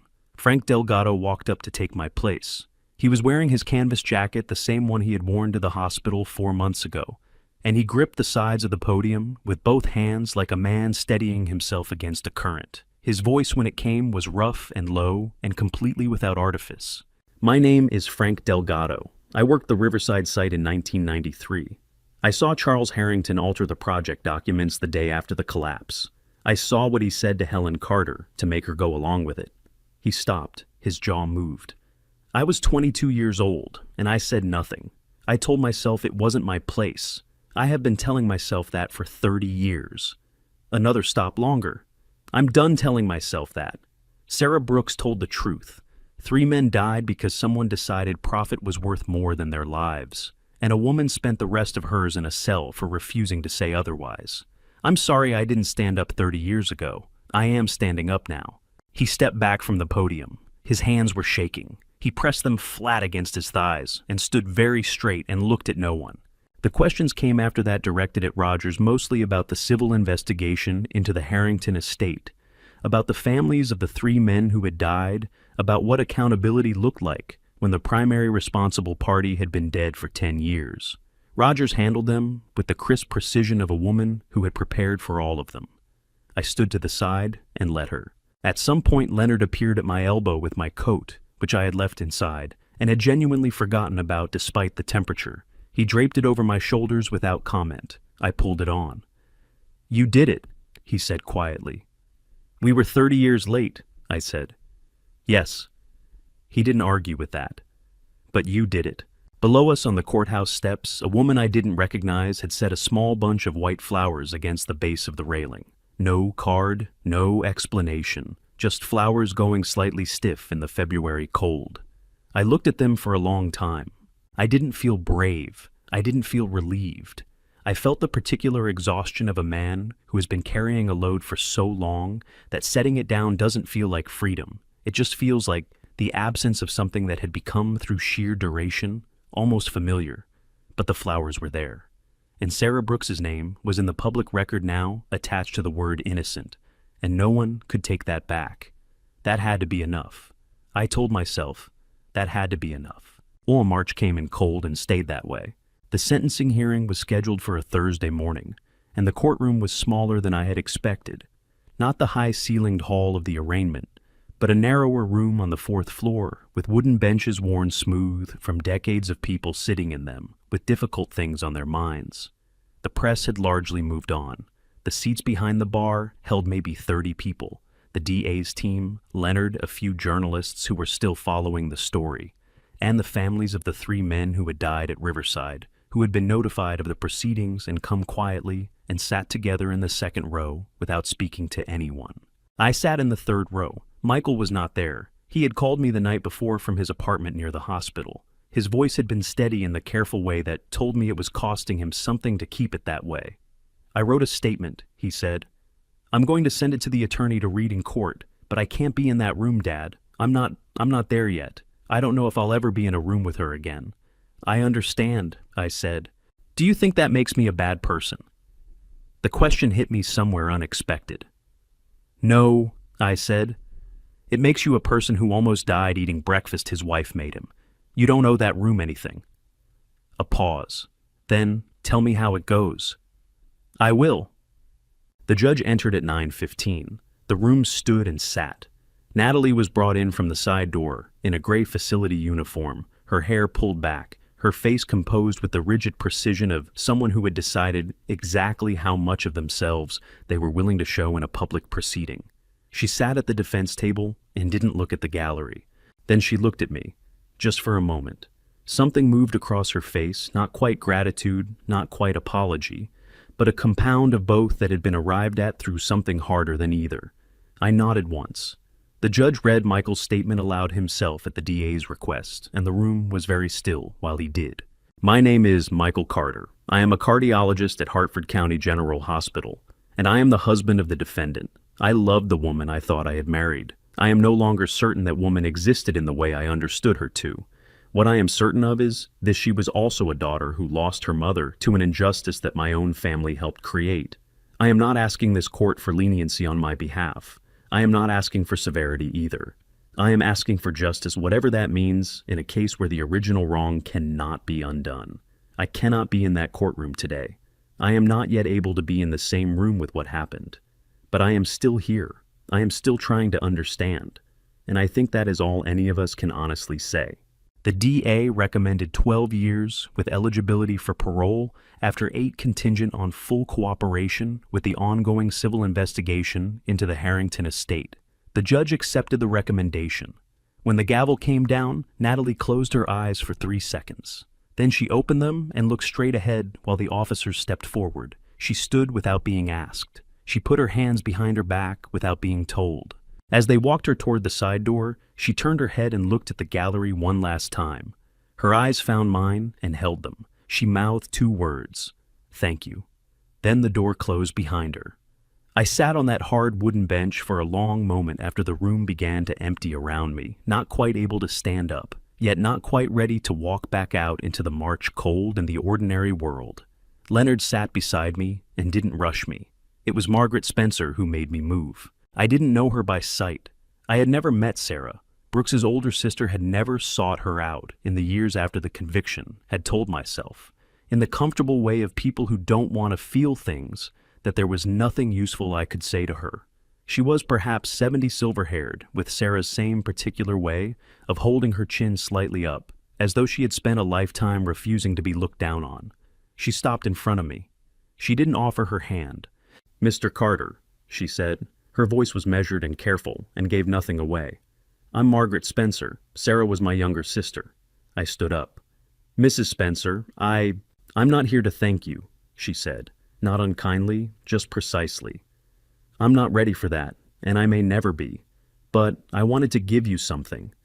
She reached into her coat pocket and produced a photograph, small printed on the kind of paper that suggests it had been developed in a drugstore. At some point in the 1990s, its edges gone soft with handling. She held it out. I took it.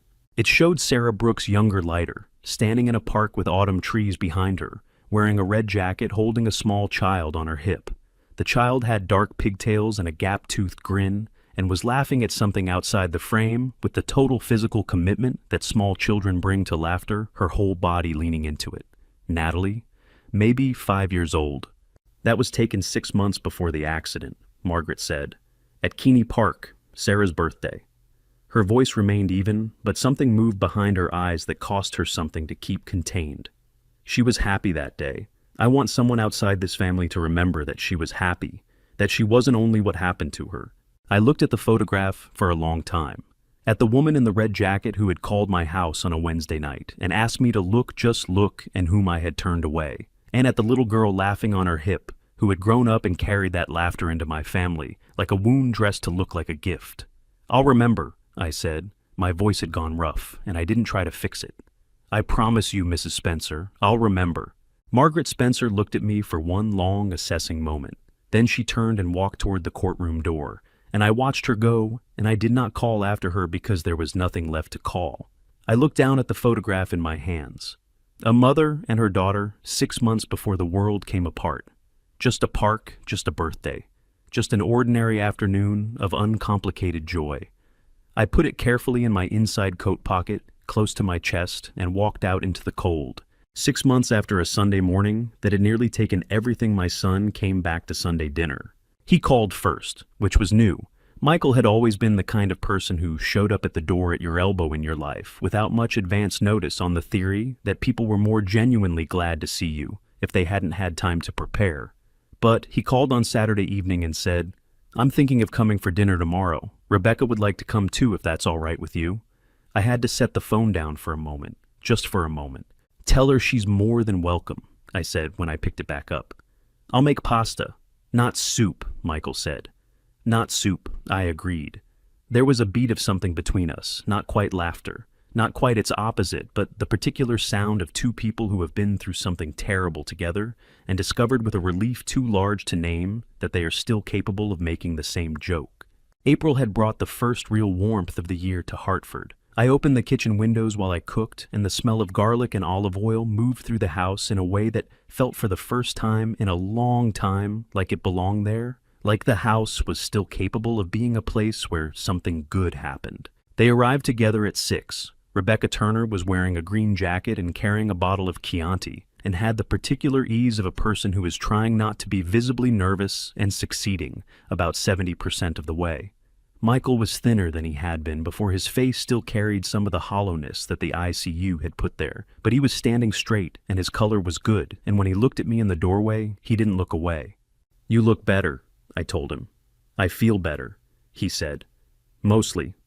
He held the door for Rebecca, and she stepped past him into the hallway, and the small unconscious courtesy of it, the way he held it without thinking. The way she walked through it without making anything of the gesture told me more about the two of them than anything either could have said. We ate at the kitchen table with the windows still open to the April evening. Rebecca was easy to talk to, in the way that people are when they have nothing to perform. She asked about my engineering years. With genuine interest, laughed at the right moments, and did not treat the silences as problems that needed solving. Michael ate 2 full plates of pasta and didn't comment on it, which meant he was hungry, which meant he was sleeping, which meant some essential mechanism inside him had started running again. After the plates were cleared, Michael poured the last of the Chianti and leaned back in his chair, in the way he had always leaned back in that particular chair since he was 15 years old, and something about the angle of it, the specific familiar geometry of my son, at ease in my kitchen, made my throat tighten without warning. "Cardiac function is at 82%, he said. Up from 80, Rebecca's cautiously optimistic. "I prefer guardedly encouraged," Rebecca said. "It sounds more scientific." "It sounds like the same thing," Michael said. "It is the same thing, I just like the way guardedly sounds." I laughed, a real laugh, the kind that comes from somewhere unguarded, and it surprised me enough that I put my hand over my mouth for a second. Michael looked at me when I did it, and the expression on his face was careful and warm, and something else I didn't have a word for, but recognized as something I had been afraid these past 6 months I might not see again. "I got another letter from her," he said. He didn't say the name. He didn't need to. "Last week. Did you read it?" "Yeah." He turned his wine glass slowly on the table. "She's different in writing, more honest maybe, less performed." He paused. "She asks about me, whether I'm okay." "Are you going to write back?" Michael was quiet for a moment. Rebecca did not look at him, or at me, just looked at her wine glass with the careful tact of someone who understood that some conversations needed to happen without an audience, even a sympathetic one. "Not yet," he said finally. "Maybe not ever. I don't know." He looked up. "Is that wrong?" "No," I said. "It's honest. That's not the same as wrong." He nodded slowly, turned his glass another quarter turn. Then he set it down, pushed his chair back, and stood up. He looked at me across the table, really looked the way he hadn't quite been able to do in the hospital, in the months after, in the careful incremental work of putting the pieces of himself back in order. He walked around the table. He put his arms around me. I held my son in my kitchen on a Sunday evening in April, the windows open, and the smell of garlic still in the air, and I pressed my hand against the back of his head, the way I had when he was small and frightened, and neither of us said anything at all, not because there was nothing to say, but but because everything that needed saying was already in the room, had been in the room since he walked through the door, and didn't require words to be understood. Rebecca quietly picked up the wine glasses and carried them to the sink. When Michael stepped back, his eyes were bright, and he blinked twice fast in the way he had done since childhood, when he didn't want anyone to notice that something had gotten to him. "Good pasta," he said. "Your mother's recipe," I told him. "I know." He picked up his jacket from the back of the chair. "She'd have liked Rebecca." "She would have," I said. "Very much." They left just after 8. I stood on the front steps and watched the taillights of Michael's car disappear around the corner of Birchwood Drive. And I stood there for a while, after they were gone, in the April dark, with the warm light of the house behind me. For the first time in 6 months, the quiet felt like something I could live inside of, rather than something I was surviving. October came back around, the way October always does. Without apology, without warning, just suddenly there, in the quality of the light and the smell of the air, and the way the leaves on the maples along Birchwood Drive had gone gold overnight while nobody was watching. I had listed the house in August. It sold in 9 days. The new owners were a young couple the Hendersons recently married, expecting their first child in February. They had walked through the house twice before making their offer, and on their second visit, the woman had stood in the kitchen for a long time with her hand on the counter and her eyes moving around the room the way people's eyes move when they are trying to decide whether a space can hold the life they are planning. I had watched her from the doorway and thought, yes, this kitchen can hold that. It held ours for 30 years. The morning of the handover was clear and very cold. I walked through each room one last time, slowly, with the deliberate attention of a man trying to commit something to memory that he knows will blur with time no matter how hard he looks. The kitchen where Helen had cooked Sunday breakfasts for 40 years. Michael's old room still faintly marked on the doorframe with the pencil lines we had used to track his height until he was 14 and declared himself definitively done growing. The living room where the outline of the piano's feet was still faintly visible in the hardwood, 4 small impressions in the wood that no amount of refinishing had quite erased. I stood over those impressions for a while, pressed my foot alongside one of them, thought about what had been hidden inside that instrument for 30 years and the woman who had put it there and what it had cost her to carry the weight of it through all the Christmases and Sunday dinners and ordinary Tuesday evenings that had come after. "You did good, Helen," I said to the empty room. My voice was rough. I didn't try to smooth it. "You kept it. You made sure it could be found." Then I picked up my bag, locked the front door for the last time, and dropped the keys through the mail slot. I drove directly to Hartford Correctional from Birchwood Drive. It felt right to leave the house and go straight to the person whose existence had been the reason the house had held a secret in the first place. A kind of closing of a circle, though circles I had learned rarely closed as cleanly in real life as they did in the telling of things. Natalie was in the facility library when the officer brought her to the visiting room. She was carrying a notebook, not the one Mitchell had found in the East Hartford apartment, which was now evidence, but a new one, its cover, plain blue, its spine still stiff. She set it on the counter between us and sat down and picked up the phone. She looked better than she had in March. Not well, exactly. There was a quality to her stillness that spoke of hard internal work in progress, the kind of stillness that isn't peace yet, but is the thing you have to get through to find it. But her eyes were clearer. The rigid composure of the sentencing hearing had softened into something more genuine and more fragile and more honest. "You sold the house," she said. It wasn't a question. She had somehow known or guessed. 9 days on the market, I said. Young couple, baby coming in February. Something moved across her face. "That's good. It should be full of that." She glanced down at the notebook, then back at me. "I've been writing. Mitchell mentioned you were. The library program, 3 mornings a week." She pulled the notebook closer to her side of the counter, without opening it, a small protective gesture. It's not about any of this. Not about the case or Charles or Riverside or any of it." She stopped. Her chin lifted slightly the way Margaret Spencer's had lifted in the courthouse hallway, and I recognized the family resemblance with a jolt that went straight through my sternum. "It's about her, the way she actually was." "Tell me," I said. Natalie looked at the notebook for a moment. Then she began. She told me that her mother used to sing while she cooked, not performing, not consciously, just generating sound the way some people generate warmth, as a byproduct of being alive and occupied. Old Motown songs mostly, Marvin Gaye, The Supremes. off-key enough that Natalie used to cover her ears and groan as a child, which made Sarah laugh so hard she'd have to set down whatever she was stirring.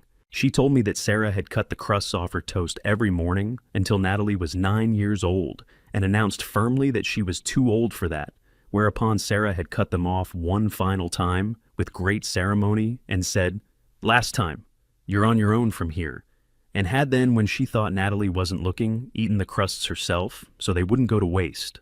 She told me that Sarah had kept the hallway light on every night, even after the electricity bills became something to worry about, because Natalie had been afraid of the dark until she was 11 years old, and Sarah had never once made her feel embarrassed about it.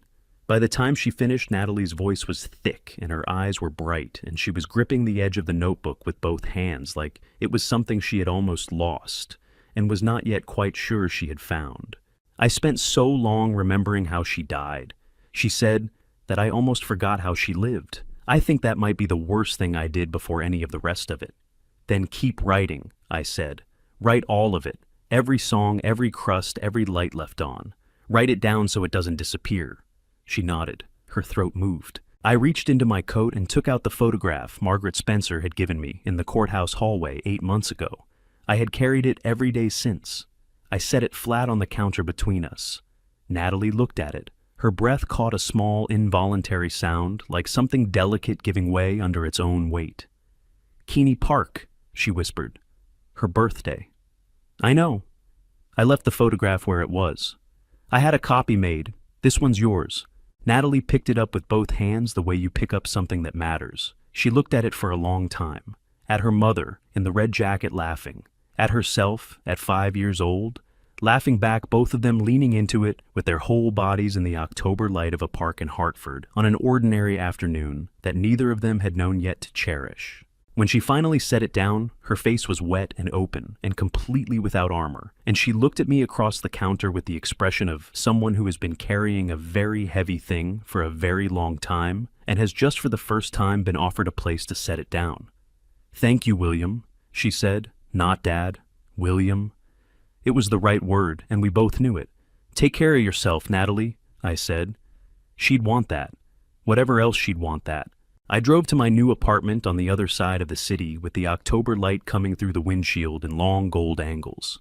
The place was smaller, quieter, with none of the history of Birchwood Drive, and all of the possibility that comes from a space that hasn't been filled yet. The photograph of Sarah and Natalie, my copy, went on my desk. Next to it, I put the photograph of Helen in her garden, the one where she was kneeling in the dirt with both hands in the soil and looking up at the camera with an expression of total, uncomplicated happiness. Two women who had deserved more than they got, looking out from my desk into whatever came next. 2 years is not a long time in the life of a building. In structural engineering, 2 years is barely enough to observe how a new foundation settles, how a frame responds to its first full cycle of seasonal stress, whether the choices made at the design stage hold up under the weight of actual use. 2 years is when you start to see for the first time whether what you built was built to last. I thought about that on the morning of October 14th, 2025, driving across Hartford to Hartford Community College with the photograph of Sarah and Natalie on the passenger seat beside me, propped against my bag so it wouldn't slide the way you travel, with something you don't want to arrive damaged. The ceremony was held in the college's main hall, a room with high ceilings and good light, and the particular smell of institutional optimism that clings to educational buildings regardless of their age. Folding chairs had been arranged in careful rows. A small podium stood at the front. Behind it, mounted on a stand, was a framed photograph of Sarah Brooks, taken from her nursing school graduation, the only professional photograph that Margaret had been able to find, because Sarah had been the kind of person who stood behind the camera rather than in front of it. She looked out from that frame with an expression that I had come to recognize in the months since Margaret had given me the Keeney Park photograph as characteristically hers alert. Slightly amused quietly, daring the world to underestimate her. I took a seat near the middle. The hall filled gradually around me. Frank Delgado came in and sat 2 rows behind me, still in his canvas jacket, still carrying the particular physical stillness of a man who had set something down that he had carried for a very long time and was still getting used to the absence of its weight. He caught my eye when I turned around and nodded, once the nod of a man who had no words left for this particular situation and had stopped pretending otherwise. Margaret Spencer arrived with two women I didn't recognize. Family, I assumed from the way they moved together, the way they kept their hands near each other without quite touching. Margaret was wearing a dark blue dress, and her silver hair was pinned up, and she looked in the particular October light of that hall like a woman who had decided some time ago that grief was not going to be the last thing she was. She didn't come to sit near me. I hadn't expected her to. Michael and Rebecca came in together 7 minutes before the hour. Rebecca with her green jacket and Michael with color in his face and the easy way of walking that he had been slowly reclaiming over 2 years. He looked around the room until he found me and raised his hand in a small wave, not the careful provisional gesture of the months after the hospital, but something more natural, more like the son I had known before all of it. Rebecca said something in his ear and he smiled, and they found seats 3 rows ahead. The ceremony began. A dean from the college spoke briefly and well about the scholarship's purpose, supporting women in skilled trades and technical professions who were balancing work and family and education. Simultaneously, the way Sarah Brooks had balanced all 3 in a field that had not always made room for people like her. Then the first recipient walked to the podium. Her name was Diane Kowalski. She was 31 years old with 2 children under 5 and a part-time job at a hardware supply company and 18 months left in her structural engineering technology program. She was not a polished speaker. She gripped the sides of the podium and looked at her notes and once lost her place and had to start a sentence over, and every bit of it was completely genuine and completely insufficient to contain the size of what she was trying to say. "I almost didn't apply," she said. "I kept thinking, who is this for? Who gets things like this?" And then I read about Sarah Brooks, about what she did, about what she tried to do. She looked up from her notes directly at the room. She filed a report that told the truth when telling the truth was the most expensive thing she could do.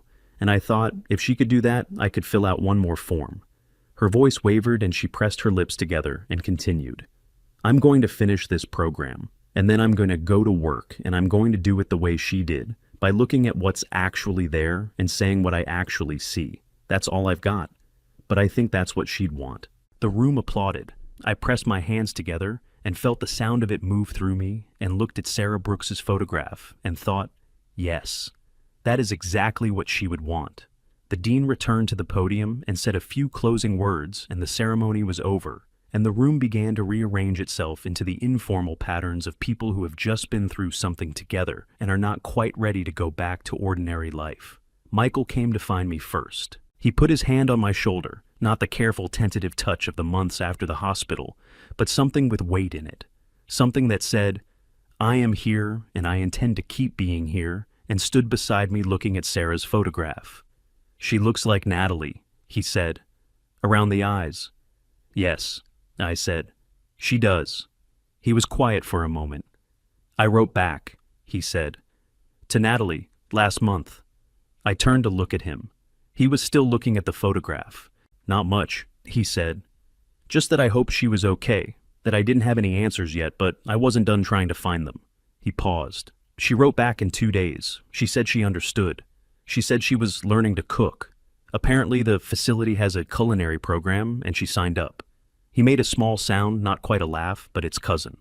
"She said she's making soup." The word landed between us with all of its freight. We both felt it. And then, because 2 years had passed and we had both done the work of surviving them, something shifted and the freight lifted just slightly, and Michael looked at me sideways with his mother's exact expression and said, "I told her that was probably a good sign." This time, it was a laugh. Both of us quietly in the middle of a room full of people who didn't know why 2 men were laughing near a photograph of a woman they had both in different ways failed and been shaped by. Rebecca appeared at Michael's elbow and looked between us with the intelligent calm of a woman who had learned when to ask and when to simply be present. She chose present. She put her hand in Michael's and looked at Sarah's photograph. "She was brave," she said simply. "She was right," I said, which took more. Rebecca nodded as though this required no further commentary, which was one of the things about her that I had come to understand was not simplicity, but its opposite, the capacity to recognize when a thing had been said exactly well enough and not crowded. Frank Delgado appeared at my other side. He stood with his hands in his jacket pockets looking at the photograph, and for a while nobody said anything at all. Not the terrible nothing of people who don't know what to say, but the full nothing of people who have said most of what needs saying and are resting in what remains. "I'm going to be a grandfather," Frank said finally. His voice was gruff and slightly bewildered the way people sound when something good has happened that they hadn't been sure they deserved to get to. "My daughter, due in March." "Congratulations," I said, and I meant it completely. He nodded, looked at Sarah's photograph one more time. "I'm going to tell the kid about her someday," he said, "when they're old enough, about what happened and what I did and what it cost." He stopped. "I figure that's the least I can do. Make sure one more person knows she was right." He excused himself shortly after a man with a long drive a daughter to call a future to get back to. I watched him go and thought about all the different ways people carry the things they cannot put down. Margaret Spencer found me near the end when most of the room had emptied. She was alone. She stood in front of the photograph of her sister for a long moment before she turned to look at me. "The young woman," she said. "Diane." Yes, Sarah would have liked her. It was a simple statement delivered without ceremony, but it cost her something, and she didn't try to hide that it did. She would have gone right up to her afterward and asked about her children and her program, and told her exactly which textbooks were worth buying and which ones weren't. A pause. That's what she was like. She always thought the most useful thing she could do was be specific. "I know," I said. "I wish I had known it sooner." Margaret looked at me. Not warmly, not coldly, just fully the way some people look when they are deciding whether to say the last thing. "She kept a journal," Margaret said. "The whole time. In prison. I have it. I've been reading it in pieces when I can." She stopped. "She wrote about you, about your phone call. But she also wrote—" She stopped again, pressed her lips together. "She wrote that she hoped her daughter would find a way to have a life, that she didn't want Natalie spending her whole life being angry on her behalf." Her voice was very steady, and it was the steadiest thing I had ever heard. "I don't know what to do with that, but I thought you should know she wrote it." I could not speak for a moment. I stood in the emptying hall with October light coming through the high windows and laid both hands flat against my thighs, the way I had learned to do when I needed something solid and immediate to hold on to. "Thank you," I said. "Mrs. Spencer, thank you." She looked at me for one more second. Then she turned and walked toward the door with her family, and I watched her go, and I let her go, and I did not call after her. I stood alone in front of my daughter-in-law's mother's photograph for a long time. A structural engineer spends his career thinking about load, how much weight a thing can bear, how forces distribute through a system, what happens when a single point is asked to carry more than it was designed for. I had spent 30 years believing that the structure of my family, my reputation, my understanding of myself was sound. I had not tested it properly. I had not asked the hard questions applied. The right pressure looked at the underlying materials with honest eyes. When it finally failed, it failed the way badly built things always fail, not in the place you were watching, but in the place you had assumed was fine. Lies are not walls. I had thought of them that way for a long time, as barriers, as protection, as structures that kept the truth out. But walls can be walked around. What lies actually are, I understood now, is load-bearing. They hold things up. They become part of the structure. And when they are removed, when the truth finally comes in and the lies are taken out, everything that was resting on them shifts. Sometimes it falls. Sometimes, if you are very careful and very lucky and surrounded by people willing to help hold things up while the repair happens, it settles into something that is not what it was before, but is perhaps stronger in the places where it broke. I did not feel standing in that room that I had earned anything. I had not earned anything. I had spent 30 years as part of the weight that had pressed down on a woman who deserved better. And the most I could honestly say about what I had done in the 2 years since was that I had stopped adding to it. But the scholarship existed, and Diane Kowalski was going to finish her program, and Michael was going to call me on Saturday morning to tell me about a letter from Natalie, who was learning to cook in a correctional facility kitchen, and had chosen of all the things she could have made soup. And Sarah Brooks's name was on a piece of paper in a room in Hartford attached to the word scholarship, which is a different word than victim, and a better one. That was something. I picked up the photograph from the chair where I had left it. Sarah and Natalie. October light. A park. A birthday. An ordinary afternoon of uncomplicated joy, suspended in silver and paper, still legible after 30 years. I walked out into the October afternoon, into the same kind of light, the same season, the same city. Different now, in all the ways that mattered. That is my family story, and I wish it belonged to someone else. I was a man who mistook certainty for truth. I chose loyalty over honesty, and that choice buried an innocent woman. Family betrayal doesn't always begin with hatred. It begins with silence, with the questions we are too comfortable to ask. God's word in John 8:32 says the truth will set you free. It did, but freedom arrived 30 years late and the price was higher than I ever imagined. So, hear me clearly, don't be me. Don't let love silence your questions. Don't let trust replace honest investigation. When someone tells you they're innocent, stop, listen, look. That one act of courage could change everything. My personal belief earned the hard way: a life built on an unexamined foundation is not a life, it is a collapse waiting to happen. This family story is my warning to you. Family betrayal hides in ordinary moments: a breakfast, a smile, a phone call you never made. If this family story moved you, leave a comment, share it with someone who needs it, and subscribe so the next story finds you. Thank you from the bottom of my heart for staying until the very end. A gentle note: some upcoming stories blend real events with fictional elements, created purely for reflection and education. If that's not for you, no judgment. Choose what serves you. But if you're staying, I'm truly glad.